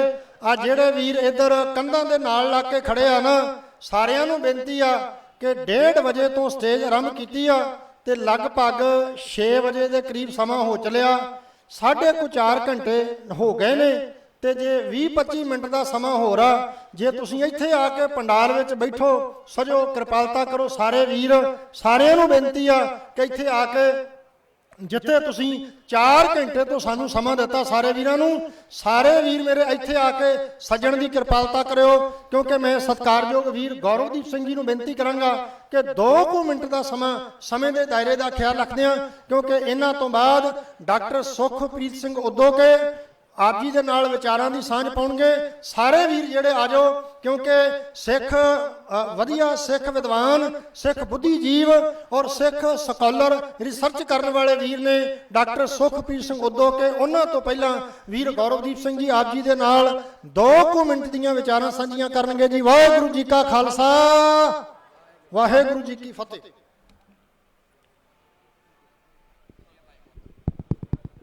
आओ जी फतेह दी सांझ पाइए। वाहिगुरू जी का खालसा, वाहिगुरू जी की फतेह। बार बार नहीं कहना जी, आपां फतेह दी सांझ एक बार फिर गज वज के। वाहिगुरू जी का खालसा। मन्नू साडी दातरी, असी मन्नू दे सोए, जो जो मन्नू वढदा असी ਦੂਣ ਸਵਾਏ ਹੋਏ। ਮੈਂ ਤਾਂ ਜੀ ਮੇਰੀ ਉਮਰ ਛੋਟੀ ਹੈ, ਗਿਆਨ ਪਿੱਛੇ ਸਾਰਿਆਂ ਕੋਲ ਬਹੁਤ ਜ਼ਿਆਦਾ ਹੈ। ਮੈਂ ਤਾਂ ਤੁਹਾਨੂੰ ਸਾਰਿਆਂ ਨੂੰ ਮੁਬਾਰਕਬਾਦ ਦੇਣ ਆਇਆ, ਤੁਹਾਨੂੰ ਸਾਰਿਆਂ ਨੂੰ ਇੱਕ ਮੁਬਾਰਕਬਾਦ ਦੇਣ ਆਇਆ। ਅੱਜ ਸਵੇਰੇ ਲੁਧਿਆਣੇ ਸੀਗੇ ਤੇ ਲੁਧਿਆਣੇ ਨਾ ਨੌਜਵਾਨ ਬੱਚੇ ਜਿਹੜੇ CBSE ਸਕੂਲਾਂ ਦੇ ਪੜ੍ਹਦੇ ਆ, ਉਹਨਾਂ ਨਾਲ ਟਾਈਮ ਲਾ ਰਿਹਾ ਸੀ। ਸਾਰੇ ਗੱਲ ਧਿਆਨ ਨਾਲ ਸੁਣਿਓ। ਲੁਧਿਆਣੇ ਦੇ CBSE ਦੇ ਬੱਚੇ ਅੱਜ ਮੈਨੂੰ ਕਹਿੰਦੇ, ਬੜੇ ਦਿਨ ਤੋਂ ਕਹਿ ਰਹੇ ਸੀ ਕਿ ਵੀਰੇ ਇਕੱਠੇ ਹੋਈਏ, ਬਿੱਲ ਸਮਝਣ ਦੀ ਕੋਸ਼ਿਸ਼ ਕਰੀਏ। ਤੁਹਾਨੂੰ ਪਤਾ ਹੈ ਕਿਹੜੇ ਬੱਚੇ ਆ? ਜਿਨ੍ਹਾਂ ਨੂੰ 6ਵੀਂ ਤੱਕ ਪੰਜਾਬੀ ਵੀ ਨਹੀਂ ਪੜ੍ਹਾਈ ਗਈ, ਲੁਧਿਆਣੇ ਸ਼ਹਿਰ 'ਚ ਰਹਿੰਦਿਆਂ ਹੋਇਆਂ। ਇਹ ਉਹ ਬੱਚੇ ਆ ਜਿਨ੍ਹਾਂ ਦਾ ਕਿਸਾਨੀ ਨਾਲ ਕੋਈ ਲੈਣਾ ਦੇਣਾ ਨਹੀਂ ਸੀ। ਇਹ ਤੁਹਾਡੀ ਮੁਬਾਰਕਬਾਦ ਹੈ, ਤੁਸੀਂ ਇੱਥੇ ਇਕੱਠੇ ਹੋਏ ਹੋ ਤੇ ਉਹ ਮੋਟੀਵੇਟ ਹੋਇਆ ਆਪਣੇ ਘਰਾਂ 'ਚ ਬੈਠੇ ਕਿ ਪੰਜਾਬ ਬਾਰੇ ਪੜ੍ਹੀਏ। ਅੱਜ ਸਵੇਰੇ 40-50 ਬੱਚੇ ਲੁਧਿਆਣੇ ਦੇ ਵਿੱਚ ਇਕੱਠੇ ਹੋ ਕੇ ਤੇ ਗੱਲਾਂ ਕਰ ਰਹੇ ਸੀ ਕਿ ਜੇ ਸਾਡੀ ਮਾਂ, ਇੱਕ ਮੁੰਡਾ ਆਇਆ ਕਹਿੰਦਾ ਕਿ ਜੇ ਮੈਨੂੰ ਬੁਖਾਰ ਹੁੰਦਾ ਤੇ ਮੇਰੀ ਮਾਂ ਮੇਰੀਆਂ ਪੱਟੀਆਂ ਕਰਦੀ ਹੈ, ਮੇਰਾ ਖਿਆਲ ਕਰਦੀ ਹੈ, ਤੇ ਜੇ ਮਾਂ ਨੂੰ ਕੱਲ ਨੂੰ ਬੁਖਾਰ ਹੋ ਜਾਏ ਤੇ ਮੈਂ ਪਿੱਛੇ ਹਟ ਜਾ ਤੇ ਲਾਨਤ ਤਾਂ ਮੇਰੇ ਤੇ ਆ। ਤੇ ਉਹਨੇ ਇਹੀ ਗੱਲ ਕੀਤੀ, ਕਹਿੰਦਾ ਕਿਸਾਨ ਸਾਰਾ ਸਾਲ ਸਾਨੂੰ ਖਵਾਉਂਦਾ ਹੈ ਤੇ ਜੇ ਅੱਜ ਮੈਂ ਪਿੱਛੇ ਹਟ ਗਿਆ ਤੇ ਜ਼ਮੀਰ ਤਾਂ ਮੇਰੀ ਹੋਈ ਮਰੀ ਆ। ਬਹੁਤ ਸੋਹਣਾ ਲੱਗਿਆ ਉਹਨਾਂ ਬੱਚਿਆਂ ਨੂੰ ਦੇਖ ਕੇ ਅੱਜ, ਤੇ ਤੁਹਾਨੂੰ ਸਾਰਿਆਂ ਨੂੰ ਦੇਖਦੇ ਆ ਇੱਥੇ ਹੋਰ ਉਤਸ਼ਾਹ ਹੋਇਆ। ਇੱਕ ਗੱਲ ਪਰਮਪਾਲ ਸਿੰਘ ਜੀ ਨੇ ਅਣਖ ਦੀ ਕੀਤੀ ਸੀ, ਤੁਸੀਂ ਸਾਰੇ ਵੱਡੇ ਬੈਠੇ ਹੋ, ਅਣਖ ਦੀ ਗੱਲ ਬਾਰ-ਬਾਰ ਹੋ ਰਹੀ ਹੈ, ਇਤਿਹਾਸ ਦੀ ਗੱਲ ਬਾਰ-ਬਾਰ ਹੋ ਰਹੀ ਹੈ। ਅਣਖ ਤੇ ਜਦ ਅਸੀਂ ਜਾਣਦੇ ਆ ਨਾ ਤੇ ਇਤਿਹਾਸ ਨੂੰ ਜਦ ਅਸੀਂ ਪੜ੍ਹਦੇ ਆ, ਵੀਰੇ ਨੇ ਗੱਲ ਕੀਤੀ ਕਿ ਗੁਰੂ ਗੋਬਿੰਦ ਸਿੰਘ ਜੀ ਦੇ ਅਸੀਂ ਬੱਚੇ ਆ ਤੇ ਕੋਈ ਕਵੀ ਕਹਿੰਦਾ ਕਿ ਸ਼ੀਸ਼ਾ ਲੈ ਕੇ ਵੇਖਾਂ ਮੂੰਹ ਆਪਣਾ, ਤੇਰੇ ਮੂੰਹ ਤੇ ਮੋਹਰ ਦਸ਼ਮੇਸ਼ ਦੀ ਹੈ, ਤੇਰੀ ਮਿਲਦੀ ਸ਼ਕਲ ਅਜੀਤ ਦੇ ਨਾਲ ਤੇ ਮੁਹਾਂਦਰਾ ਠੀਕ ਜੁਝਾਰਦਾ ਹੈ। ਸਾਡੀ ਸ਼ਕਲ ਤਾਂ ਅਜੀਤ ਜੁਝਾਰ ਨਾਲ ਭਾਵੇਂ ਮਿਲਦੀ ਹੈ, ਪਰ ਕਿਰਦਾਰ ਦੀ ਗੱਲ ਕਰਦੇ ਆ ਜੀ। ਅਣਖ ਸਾਡੇ ਸਾਰਿਆਂ ਕੋਲ ਬਹੁਤ ਜ਼ਿਆਦਾ ਹੈ, ਅਣਖ ਬਹੁਤ ਸੋਹਣੀ ਹੈ, ਤਾਂ ਹੀ ਇੱਥੇ ਖੜੇ ਆ। ਪਰ ਨਾਲ-ਨਾਲ ਧਿਆਨ ਨਾਲ ਸੋਚ ਕੇ ਵੇਖਿਓ, ਜਦ ਚਮਕੌਰ ਦੀ ਜੰਗ ਹੁੰਦੀ ਹੈ ਤੇ ਸਾਹਿਬਜ਼ਾਦਾ ਅਜੀਤ ਸਿੰਘ ਤੇ ਸਾਹਿਬਜ਼ਾਦਾ ਜੁਝਾਰ ਸਿੰਘ ਜਦ ਲੜਨ ਲਈ ਜਾਂਦੇ ਆ ਤਾਂ ਉਹ ਕੱਲੀ ਅਣਖ ਸੀ ਕਿ ਪਲੈਨਿੰਗ ਵੀ ਨਾਲ ਸੀ? ਦੱਸਿਓ, ਜਵਾਬ ਦਿਓ ਸੰਗਤ ਚੋਂ। ਪਲੈਨਿੰਗ ਨਾਲ ਸੀ। ਜਦ ਬਾਬਾ ਫਤਿਹ ਸਿੰਘ ਵਜ਼ੀਰ ਖਾਨ ਦੀ ਕਚਹਿਰੀ ਦੇ ਵਿੱਚ ਵੜਦੇ ਆ ਤੇ ਫਤਿਹ ਬੁਲਾਉਂਦੇ ਆ ਤੇ ਸਿੱਧਾ ਸਜ਼ਾ ਸੁਣਾ ਦਿੱਤੀ ਸੀ ਕਿ 2 ਦਿਨ ਵਿਚਾਰਾਂ ਚੱਲੀਆਂ ਸੀ, ਆਰਗੂਮੈਂਟ ਚੱਲੇ ਸੀ। ਤੇ 7 ਸਾਲ ਦਾ ਅੱਜ ਬੱਚਾ ਲਿਆ ਕੇ ਖੜਾ ਕਰ ਲੋ, ਕੀ ਆਰਗੂਮੈਂਟ ਕਰ ਸਕਦਾ ਵਜ਼ੀਰ ਖਾਨ ਵਰਗਿਆਂ ਨਾਲ? ਅੱਜ ਉਹ ਅਣਖ ਦੇ ਨਾਲ ਨਾਲ ਨੌਲੇਜ ਦੀ ਲੋੜ ਹੈ। ਮੈਨੂੰ ਯਾਦ ਹੈ ਜਦ 400 ਸਾਲਾਂ ਪਹਿਲਾਂ ਪ੍ਰਕਾਸ਼ ਪੁਰਬ ਹੋਇਆ ਤੇ ਮੇਰੀ ਉਮਰ ਕੋਈ 7-8 ਸਾਲ ਦੀ ਰਹੀ ਹੋਏਗੀ ਤੇ ਇੱਕ ਸਿਹਤ ਚੇਤਨਾ ਮਾਰਚ ਕੱਢਿਆ ਤੇ ਮੇਰੇ ਪਾਪਾ ਮੈਨੂੰ ਬਾਈਕ ਤੇ ਬਿਠਾ ਕੇ ਨਾਲ ਲੈ ਗਏ। ਮੈਨੂੰ ਪਤਾ ਕੱਖ ਵੀ ਨਹੀਂ ਸੀ, ਪਰ ਸਿਰਫ ਇੱਕ ਜਜ਼ਬਾ ਅੰਦਰੋਂ ਜਾਗਿਆ ਕਿ ਜਾਣਾ ਜ਼ਰੂਰ ਹੈ। ਜਦ ਬੰਦਾ ਜਾਂਦਾ ਹੈ ਨਾ, ਜਦ ਛੋਟਾ ਜਿਹਾ 7-8 ਸਾਲ ਦਾ ਬੱਚਾ ਜਾਂਦਾ ਹੈ ਤਾਂ 2 ਗੱਲਾਂ ਸਿੱਖ ਕੇ ਜ਼ਰੂਰ ਆਉਂਦਾ। ਤੁਹਾਨੂੰ ਸਾਰਿਆਂ ਨੂੰ ਬੇਨਤੀ ਹੈ, ਇਹੋ ਜਿਹੇ ਇਕੱਠ 'ਚ ਬੱਚਿਆਂ ਨੂੰ ਨਾਲ ਲੈ ਕੇ ਆਇਆ ਕਰੋ। ਅਸੀਂ ਅਗਲੇ 30 ਸਾਲਾਂ ਦੀ ਪਲੈਨਿੰਗ ਕਰਕੇ ਚੱਲੀਏ। ਇੱਥੇ 5-5 7-7 ਸਾਲ ਦੇ ਬੱਚਿਆਂ ਦਾ ਇਕੱਠ ਹੋਏ, ਰੌਣਕ ਹੋਏ, ਉਹਨਾਂ ਦੇ ਚਿਹਰਿਆਂ ਤੇ ਖੇੜਾ ਹੋਏ ਦੇਖ ਕੇ ਕਿ ਪੰਜਾਬ ਲਈ ਅੱਜ ਪੰਜਾਬ ਦੇ ਲੋਕ ਇਕੱਠੇ ਹੋਏ ਆ ਤਾਂ ਕਿ ਅਗਲੇ 30 ਸਾਲ ਸਾਡੇ ਸੁਖਾਲੇ ਹੋ ਸਕਣ। ਆਓ ਇਹੋ ਜੀ ਤਿਆਰੀ ਕਰੀਏ। ਮੈਂ ਇੱਕ ਛੋਟੀ ਜੀ ਗੱਲ ਕਹਿ ਕੇ ਖਤਮ ਕਰੂੰਗਾ ਕਿ ਬਾਰ-ਬਾਰ ਹਾਕਮ ਸਾਨੂੰ ਗਿਰਾਉਣ ਦੀ ਕੋਸ਼ਿਸ਼ ਕਰਦਾ, ਅਸੀਂ ਸਾਰੇ ਗੱਲ ਕਰ ਰਹੇ ਹਾਂ। ਬਾਰ-ਬਾਰ ਹਾਕਮ ਇੱਕ ਹੋਰ ਗੱਲ ਵੀ ਕਹਿੰਦਾ ਮੀਡੀਆ ਦੇ ਥਰੂ ਕਿ ਭੁੱਲ ਕਿਉਂ ਨਹੀਂ ਜਾਂਦੇ।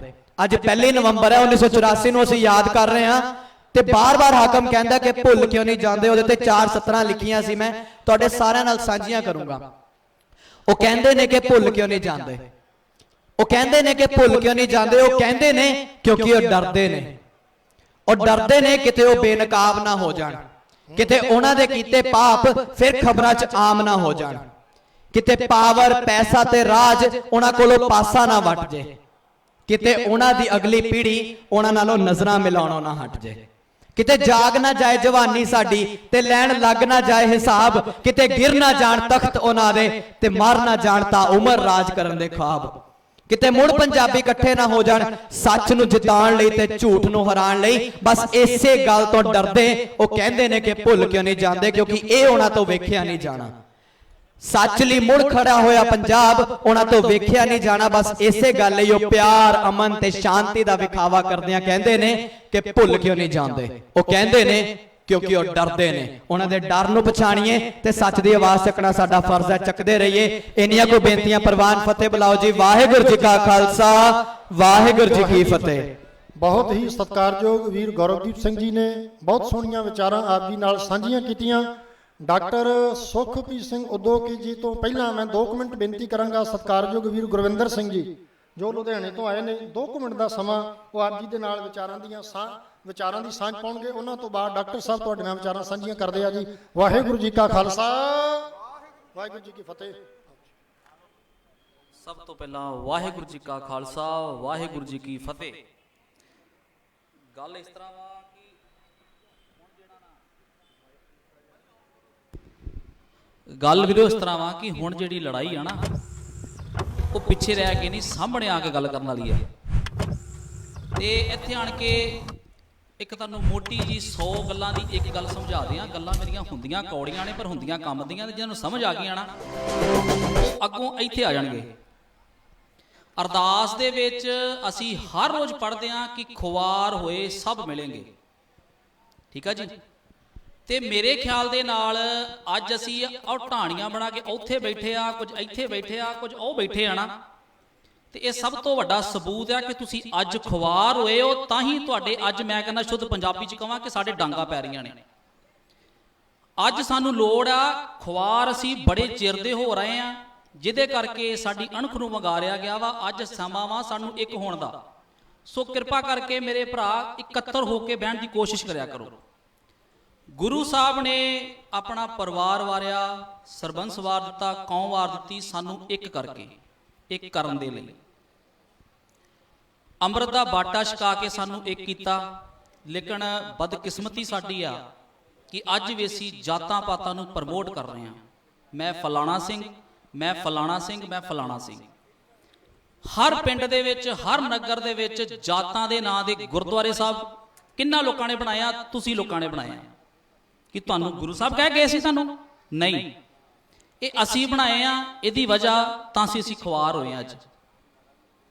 ਸੋ ਕਿਰਪਾ ਕਰਕੇ ਮੋਟੀ ਜੀ ਬੇਨਤੀ ਇਹ ਆ ਕਿ ਸਾਨੂੰ ਸਾਡੇ ਲੀਡਰਾਂ ਨੇ ਜਾਂ ਧਰਮ ਦੇ ਜਿਹੜੇ ਸਾਡੇ ਅਖੌਤੀ ਲੀਡਰ ਨੇ, ਜਥੇਦਾਰ ਨੇ, ਉਹਨਾਂ ਨੇ ਸਾਡੀ ਕੌਮ ਨੂੰ ਸਿਰਫ ਤੇ ਸਿਰਫ 2 ਗੱਲਾਂ ਦੇ ਵਿੱਚ ਮੈਂ ਸਮਝਦਾ ਵਾਂ ਉਲਝਾ ਕੇ ਰੱਖਿਆ ਏ। ਜਾਂ ਤੇ ਰਾਸ਼ਨ ਦੇ ਲਾਰਿਆਂ ਦੇ ਵਿੱਚ ਜਾਂ ਧਰਮ ਦੇ ਜਕਾਰਿਆਂ ਦੇ ਵਿੱਚ। ਤੇ ਸਾਡੀ ਕੌਮ, ਮਾਫ ਕਰਨਾ ਗੱਲ ਕੌੜੀ ਹੈ, 2 ਗੱਲਾਂ ਦੇ ਵਿੱਚ ਉਲਝ ਕੇ ਰਹਿ ਗਈ ਆ। ਜਾਂ ਤੇ ਰਮਾਲਿਆਂ ਦੇ ਵਿੱਚ ਜਾਂ ਦਮਾਲਿਆਂ ਦੇ ਵਿੱਚ। ਵਧੀਆ ਤੋਂ ਵਧੀਆ ਦਸਤਾਰਾਂ ਸਜਾ ਕੇ, ਵਧੀਆ ਤੋਂ ਵਧੀਆ ਦਮਾਲੇ ਸਜਾ ਕੇ, ਮੈਂ ਕਹਿੰਦਾ ਤੁਸੀਂ ਕਹਿੰਦੇ ਹੋ ਕਿ ਅਸੀਂ ਖੁਰੇ ਗੁਰੂ ਦੇ ਨੇੜੇ ਜ਼ਿਆਦਾ ਹੋ ਜਾਣਾ, ਪਰ ਨਹੀਂ। ਜਿੰਨੀ ਦੇਰ ਤੱਕ ਤੁਸੀਂ ਇਕੱਤਰ ਹੋ ਕੇ, ਇੱਕ ਹੋ ਕੇ ਤੁਸੀਂ ਗੁਰੂ ਦੇ ਸਿਧਾਂਤਾਂ ਤੇ ਪਹਿਰਾ ਨਹੀਂ ਦਿੰਦੇ, ਉਨੀ ਦੇਰ ਤੱਕ ਮਾਫ ਕਰਨਾ ਇਸੇ ਤਰ੍ਹਾਂ ਖੁਆਰ ਹੁੰਦੇ ਹੋਗੇ ਤੇ ਬਗਾਨਾ ਤੁਹਾਡਾ ਜਿਹੜਾ ਵਾ ਉਹ ਫਾਇਦਾ ਚੁੱਕਦਾ ਰਹੇਗਾ। ਤੁਹਾਨੂੰ ਧਰਮ ਦੇ ਨਾਂ ਤੇ ਉਹਨਾਂ ਨੇ ਵੱਖ ਕਰ ਦਿੱਤਾ, ਤੁਹਾਨੂੰ ਉਹਨਾਂ ਨੇ ਹਰੇਕ ਪੱਖੋਂ ਨਖੇੜ ਦਿੱਤਾ, ਤੇ ਅੱਜ ਉਹਦਾ ਬੈਨੀਫਿਟ ਜਿਹੜੇ ਆ ਉਹ ਰਾਜਨੀਤੀ ਲੋਕੀ ਲੈ ਰਹੇ ਨੇ। ਟੀਵੀ NRI ਕਵਰ ਕਰ ਰਿਹਾ। ਮੈਨੂੰ ਯਾਦ ਆ 2 ਮਹੀਨੇ ਪਹਿਲਾਂ ਜਲਿਆਂਵਾਲੇ ਬਾਗ ਦੇ ਵਿੱਚ ਬਾਬਾ ਦੀਪ ਸਿੰਘ ਦੀ ਤੇ ਗੁਰੂ ਨਾਨਕ ਦੇਵ ਸੱਚੇ ਪਾਤਸ਼ਾਹ ਦੀ ਫੋਟੋ ਦੇ ਨਾਲ ਭਾਜਪਾ ਦੇ ਲੀਡਰਾਂ ਨੇ ਅੱਧ ਨੰਗੀਆਂ ਜਨਾਨੀਆਂ ਦੀਆਂ ਤਸਵੀਰਾਂ ਲਾ ਦਿੱਤੀਆਂ। ਕਿੰਨੇ ਬੰਦਿਆਂ ਨੂੰ ਪਤਾ ਕੌਮ ਦੇ ਵਿੱਚੋਂ? ਮੇਰੇ ਖਿਆਲ ਨਾਲ ਜੇ 100 ਬੰਦਾ ਬੈਠਾ ਵਾ ਤੇ ਮੇਰੇ ਖਿਆਲ ਨਾਲ 90 ਬੰਦਿਆਂ ਨੂੰ ਵਿੱਚੋਂ ਪਤਾ ਹੀ ਨਹੀਂ ਹੋਣਾਗਾ, ਮੈਂ ਮਾਫ ਕਰਨਾ। ਅਖੀਰ ਇਹ ਟੀਵੀ NRI ਉੱਥੇ ਪਹੁੰਚਿਆ, ਦਾਸ ਵੀ ਪਹੁੰਚਿਆ, ਉੱਥੇ ਜਾ ਕੇ ਲਲਕਾਰਾ ਮਾਰਿਆ ਆਪਾਂ। ਉਸ ਤੋਂ ਬਾਅਦ ਮੰਨਾ ਵੀ ਪਹੁੰਚਿਆ ਉੱਥੇ ਜਾ ਕੇ, ਠੀਕ ਹੈ। ਸੋ ਕਿਤੇ ਨਾ ਕਿਤੇ ਇਹਨਾਂ ਨੇ ਵੇਖੋ ਧਰਮ ਦੇ ਨਾਂ ਦੇ ਉੱਪਰ ਜਾਂ ਕਿੱਥੇ ਪਹਿਲਾਂ ਸੱਭਿਆਚਾਰਕ ਦੇ ਨਾਂ ਦੇ ਉੱਤੇ ਮੂਰਤੀਆਂ ਲਾ ਦਿੱਤੀਆਂ।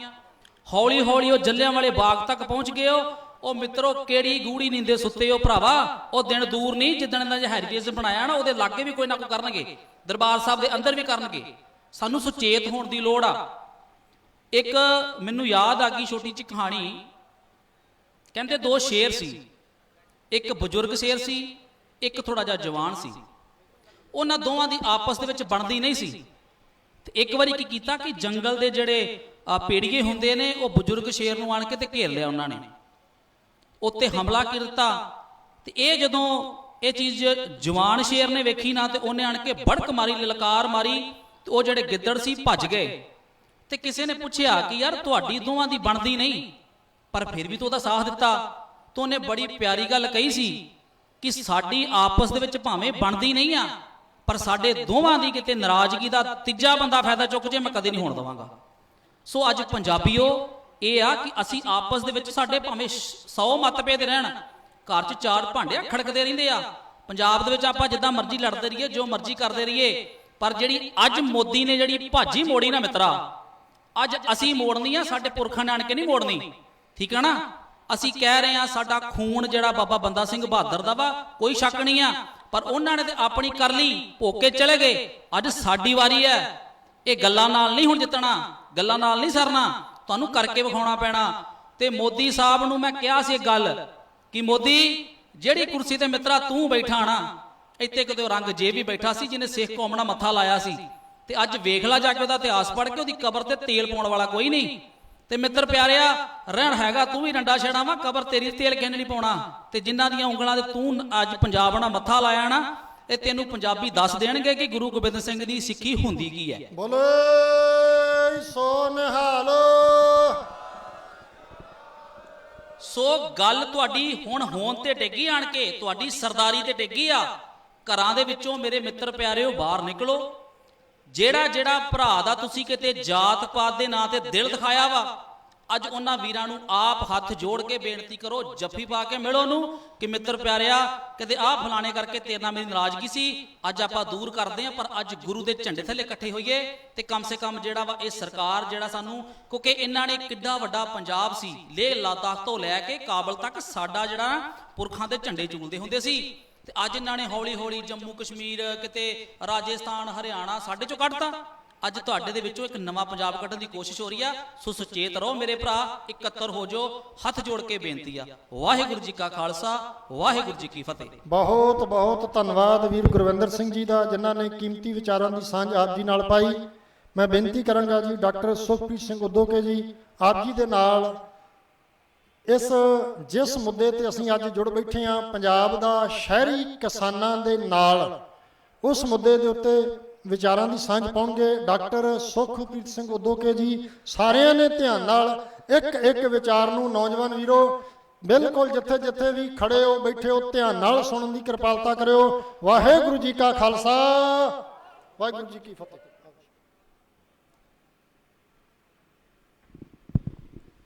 ਗੁਰਦੇਵ ਪਾਤਸ਼ਾਹ ਦੀ ਪਾਵਨ ਬਖਸ਼ਿਸ਼ ਦੇ ਸਦਕਾ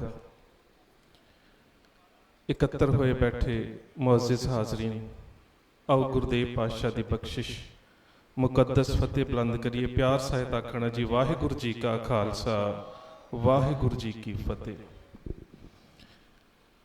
ਜਦੋਂ ਕਿਸੇ ਵੀ ਜੰਗ ਦੇ ਵਿੱਚ ਕੁੱਦਣਾ ਹੋਵੇ, ਵਿਰੋਧੀ ਧਿਰ ਦੇ ਨਾਲ ਲੜਨਾ ਹੋਵੇ, ਦੁਸ਼ਮਣ ਸਾਹਮਣੇ ਹੋਵੇ ਤੇ ਜਿੱਤਣ ਦਾ ਸੰਕਲਪ ਹੋਵੇ, ਤਾਂ ਸਭ ਤੋਂ ਪਹਿਲੀ ਅਹਿਮੀਅਤ ਇਸ ਗੱਲ ਦੇ ਵੱਲ ਦੇਣੀ ਪੈਂਦੀ ਹੈ ਕਿ ਦੁਸ਼ਮਣ ਦੀ ਨੀਤੀ ਕੀ ਹੈ, ਦੁਸ਼ਮਣ ਦੀ ਤਾਕਤ ਕਿਵੇਂ ਦੀ ਹੈ, ਔਰ ਦੁਸ਼ਮਣ ਦੇ ਕੋਲ ਸਾਧਨ ਕਿਵੇਂ ਦੇ ਨੇ।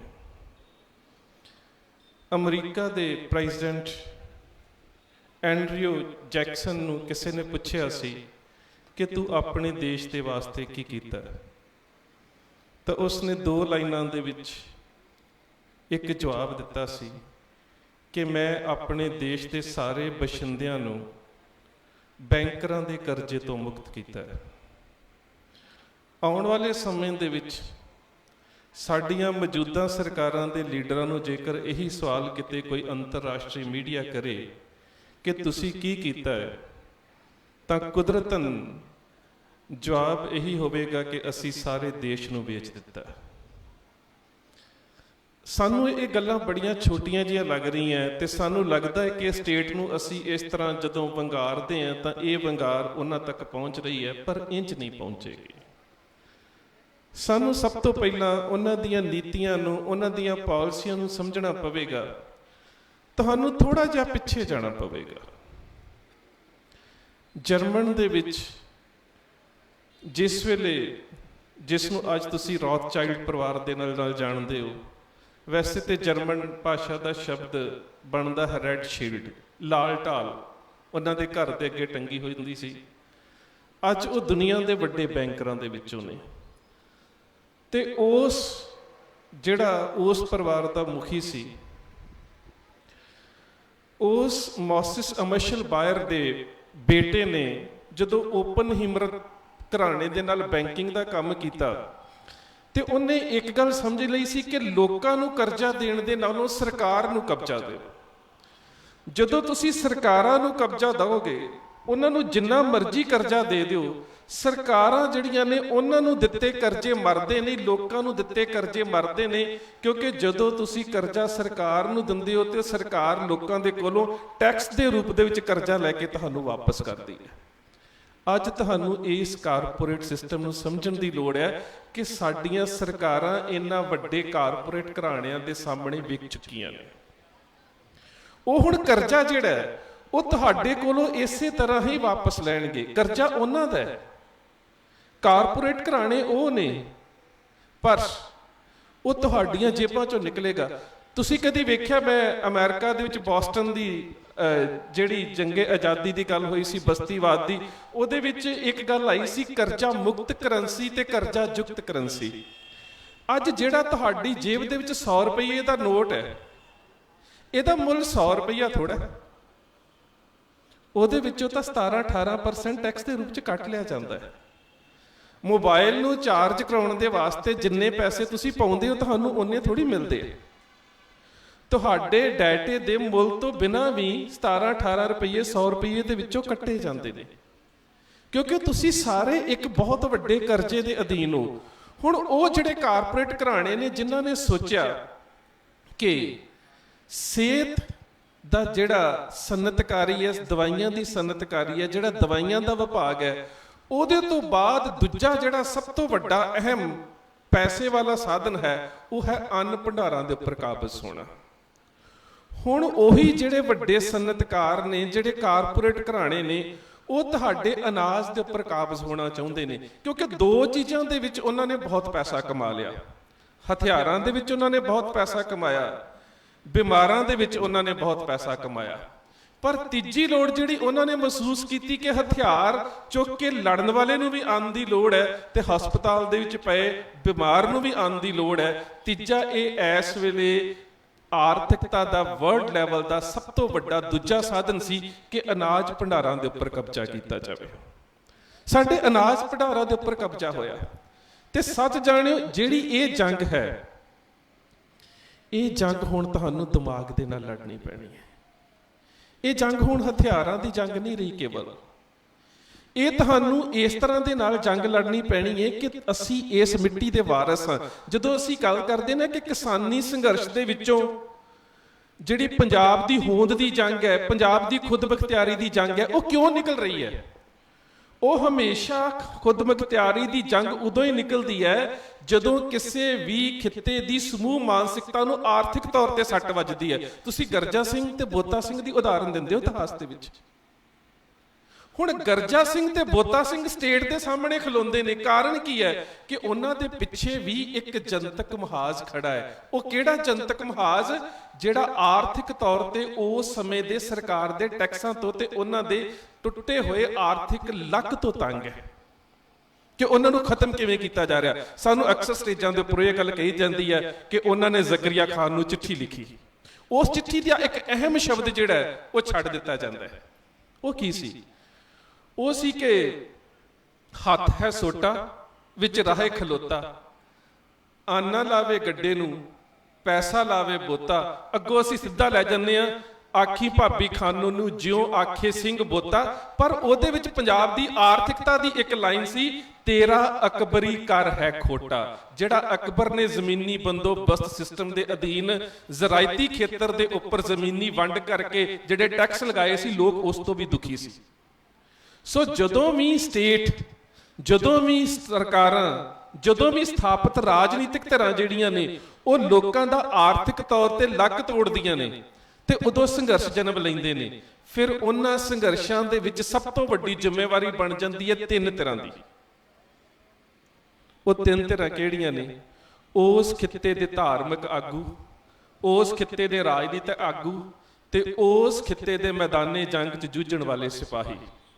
ਜਿੰਨਾ ਚਿਰ ਇਹ ਤਿੰਨ ਚੀਜ਼ਾਂ ਆਪਣੀ ਜ਼ਿੰਮੇਵਾਰੀ ਨਹੀਂ ਸੰਭਾਲਦੀਆਂ, ਉਹਨਾਂ ਚਿਰ ਤੱਕ ਜੰਗ ਨਹੀਂ ਲੜੀ ਜਾ ਸਕਦੀ।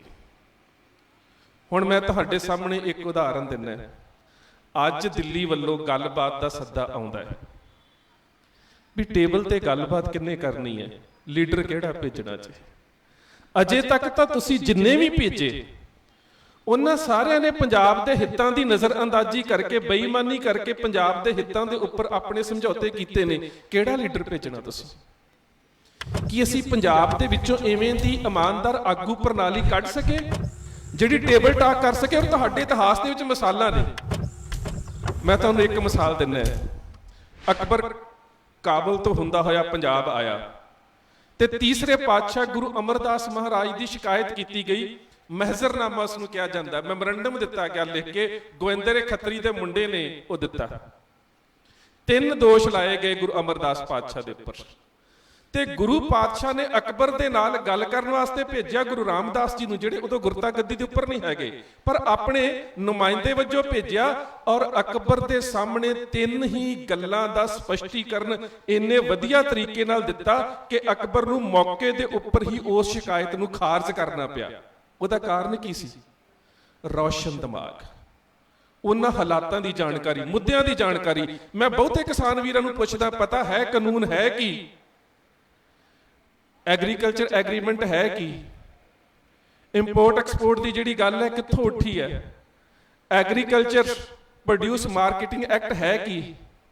ਜਾਂ ਫਿਰ ਮਿਨੀਮਮ ਜਿਹੜਾ ਸਪੋਰਟ ਪ੍ਰਾਈਸ ਹੈ ਉਹ ਹੈ ਕੀ? ਅਜੇ ਜਾਣਕਾਰੀ ਨਹੀਂ ਹੈ ਸਾਨੂੰ। ਤੇ ਜਿੰਨਾ ਚਿਰ ਤੱਕ ਸਾਨੂੰ ਇਹਨਾਂ ਕਾਨੂੰਨਾਂ ਦੀ ਬਰੀਕੀ ਨਾਲ ਜਾਣਕਾਰੀ ਨਹੀਂ ਹੈ, ਅਸੀਂ ਟੇਬਲ ਟਾਕ ਨਹੀਂ ਗੱਲ ਕਰਾਂਗੇ। ਪਿੱਛੇ ਜੇ ਹੋਈ ਹੈ ਨਾ, ਆ ਪੰਜਾਬ ਦੇ ਇੱਕ ਮੰਤਰੀ ਦੇ ਨਾਲ ਕੁਝ ਕਿਸਾਨ ਲੀਡਰ ਬੈਠੇ, ਉਸਨੇ ਪੁੱਛਿਆ ਤੁਸੀਂ ਬਿੱਲਾਂ ਨੂੰ ਪੜਿਆ? ਕਹਿੰਦੇ ਨਹੀਂ ਪੜਿਆ। ਫਿਰ ਗੱਲਬਾਤ ਕਿਵੇਂ ਹੋਵੇਗੀ? ਚੌਥੇ ਪਾਤਸ਼ਾਹ ਨੂੰ ਤਾਂ ਅਕਬਰ ਨੇ ਪੁੱਛਿਆ ਜੀ ਗਾਇਤਰੀ ਮੰਤਰ ਦੇ ਮੁੱਦੇ ਦੀ ਗੱਲ ਹੈ, ਤੁਸੀਂ ਜਾਣਦੇ ਹੋ? ਕਹਿੰਦੇ ਮੈਂ ਬਿਲਕੁਲ ਜਾਣਦਾ, ਮੈਂ ਪੜਿਆ, ਪਰ ਮੈਂ ਇੱਥੇ ਨਹੀਂ ਸੁਣਾ ਸਕਦਾ ਕਿਉਂਕਿ ਉਹਨਾਂ ਦੇ ਧਰਮ ਦੇ ਮੁਤਾਬਕ ਕਿਸੇ ਗੈਰ ਹਿੰਦੂ ਤੇ ਕਿਸੇ ਦਲਿਤ ਦੇ ਸਾਹਮਣੇ ਇਹ ਮੰਤਰ ਪੜਿਆ ਨਹੀਂ ਜਾ ਸਕਦਾ। ਇਹਦਾ ਮਤਲਬ ਕਿ ਜਦੋਂ ਤੁਸੀਂ ਕਿਸੇ ਨਾਲ ਟੇਬਲ ਟਾਕ ਕਰਨ ਵਾਸਤੇ ਜਾਣਾ ਹੈ, ਜਿਹੜਾ ਮੁੱਦਾ ਹੈ ਉਸ ਦੀ ਗੰਭੀਰਤਾ ਦੇ ਨਾਲ ਤੁਹਾਨੂੰ ਪਤਾ ਹੋਣਾ ਚਾਹੀਦਾ। ਜਿੱਥੋਂ ਅਸੀਂ ਸਭ ਤੋਂ ਵੱਡੀ ਘਾਟ, ਜਿੱਥੋਂ ਸਾਡਾ ਨੁਕਸਾਨ ਹੋ ਰਿਹਾ ਹੈ ਕਿ ਅਸੀਂ ਇਹਨਾਂ ਮੁੱਦਿਆਂ ਦੇ ਬਾਰੇ ਅਸੀਂ ਵੰਗਾਰ ਦਿੰਨੇ ਆ, ਅਸੀਂ ਠੋਕ ਦਾਂਗੇ, ਧੱਕ ਦਾਂਗੇ, ਮਾਰ ਦਾਂਗੇ, ਇਹ ਕਰ ਦਾਂਗੇ। ਸੱਚ ਜਾਣਿਓ, ਅਜੇ ਤਾਂ ਸਾਨੂੰ ਸਾਰੇ ਹੀ ਪੰਜਾਬੀ ਵਰਗ ਨੂੰ ਜਾਗਰੂਕ ਕਰਨ ਦੀ ਲੋੜ ਹੈ। ਉਹ ਲੋੜ ਇਸ ਚੀਜ਼ ਦੀ ਹੈ ਕਿ ਇਸ ਸੰਘਰਸ਼ ਦੇ ਵਿੱਚੋਂ ਹੋਂਦ ਦੀ ਲੜਾਈ ਜਿਹੜੀ ਇੱਕ ਕਾਰਪੋਰੇਟ ਸੈਕਸ਼ਨ ਦੇ ਖਿਲਾਫ ਕਿਵੇਂ ਕੱਢੀ ਜਾ ਸਕਦੀ ਹੈ, ਤੁਹਾਡੀ ਲੀਡਰਸ਼ਿਪ ਨੇ ਫਰਜ਼ ਕਿਵੇਂ ਨਿਭਾਉਣੇ ਨੇ। ਮੈਂ ਤੁਹਾਨੂੰ ਇੱਕ ਉਦਾਹਰਨ ਦਿੰਦਾ ਕਿ 18ਵੀਂ ਸਦੀ ਦੇ ਵਿੱਚ ਸਾਨੂੰ ਪੇਸ਼ਕਸ਼ਾਂ ਨਹੀਂ ਹੋਈਆਂ? ਕੀ ਸਾਨੂੰ ਆਫਰਸ ਨਹੀਂ ਆਈਆਂ? ਜ਼ਕਰੀਆ ਖਾਨ ਨਵਾਬੀ ਭੇਜ ਰਿਹਾ ਹੈ, ਔਰ ਭੇਜ ਕਿਹਦੇ ਹੱਥ ਰਿਹਾ ਹੈ? ਰਾਏ ਭਾਗੂ ਦੇ ਪਰਿਵਾਰ ਦੇ ਵਿੱਚੋਂ ਜਿਹੜੇ ਤੀਜੇ ਪਾਤਸ਼ਾਹ ਤੋਂ ਸਿੱਖੀ ਦੇ ਨਾਲ ਜੁੜੇ ਹੋਏ ਸੀ, ਸਰਦਾਰ ਸ਼ਬੇਗ ਸਿੰਘ ਹੁਣਾਂ ਦੇ ਹੱਥ, ਜਿਹੜੇ ਉਸ ਵੇਲੇ ਦੇ ਕਾਬਲ ਇੱਕ ਵਕੀਲ ਵੀ ਨੇ, ਠੇਕੇਦਾਰ ਵੀ ਨੇ, ਫਾਰਸੀ ਦੇ ਵਿਦਵਾਨ ਵੀ ਨੇ। ਉਹਨਾਂ ਦੇ ਹੱਥ ਨਵਾਬੀ ਭੇਜੀ ਜਾ ਰਹੀ ਹੈ। ਪਰ ਉੱਥੇ ਸਾਡੀਆਂ 3 ਧਿਰਾਂ ਬੈਠੀਆਂ ਨੇ। ਤੁਹਾਨੂੰ ਉਸ ਲੀਡਰਸ਼ਿਪ ਦੇ ਉਸ ਰੂਪ ਨੂੰ ਸਮਝਣ ਦੀ ਲੋੜ ਹੈ। ਤੁਹਾਡੀਆਂ 3 ਧਿਰਾਂ ਬੈਠੀਆਂ ਨੇ। ਤੁਹਾਡੇ 5 ਪਿਆਰੇ, 5 ਪ੍ਰਧਾਨੀ ਸਿਸਟਮ, ਤੁਹਾਡੀ ਰਾਜਨੀਤਿਕ ਧਿਰ ਬੈਠੀ ਹੈ।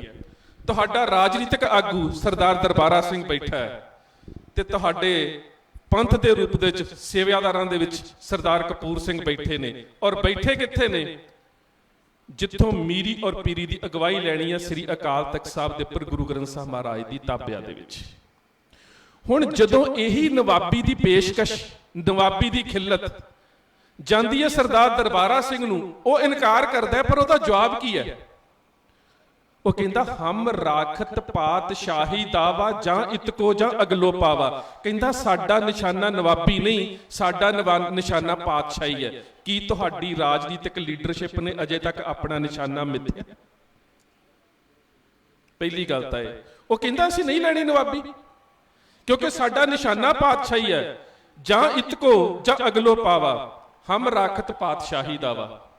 ਦੂਸਰੀ ਗੱਲ, ਧਾਰਮਿਕ ਲੀਡਰਸ਼ਿਪ, 5 ਪਿਆਰੇ, 5 ਪਿਆਰਿਆਂ ਨੂੰ ਨਵਾਬੀ ਦੀ ਪੇਸ਼ਕਸ਼, ਉਹਨਾਂ ਦੀ ਇਨਕਾਰ ਹੈ।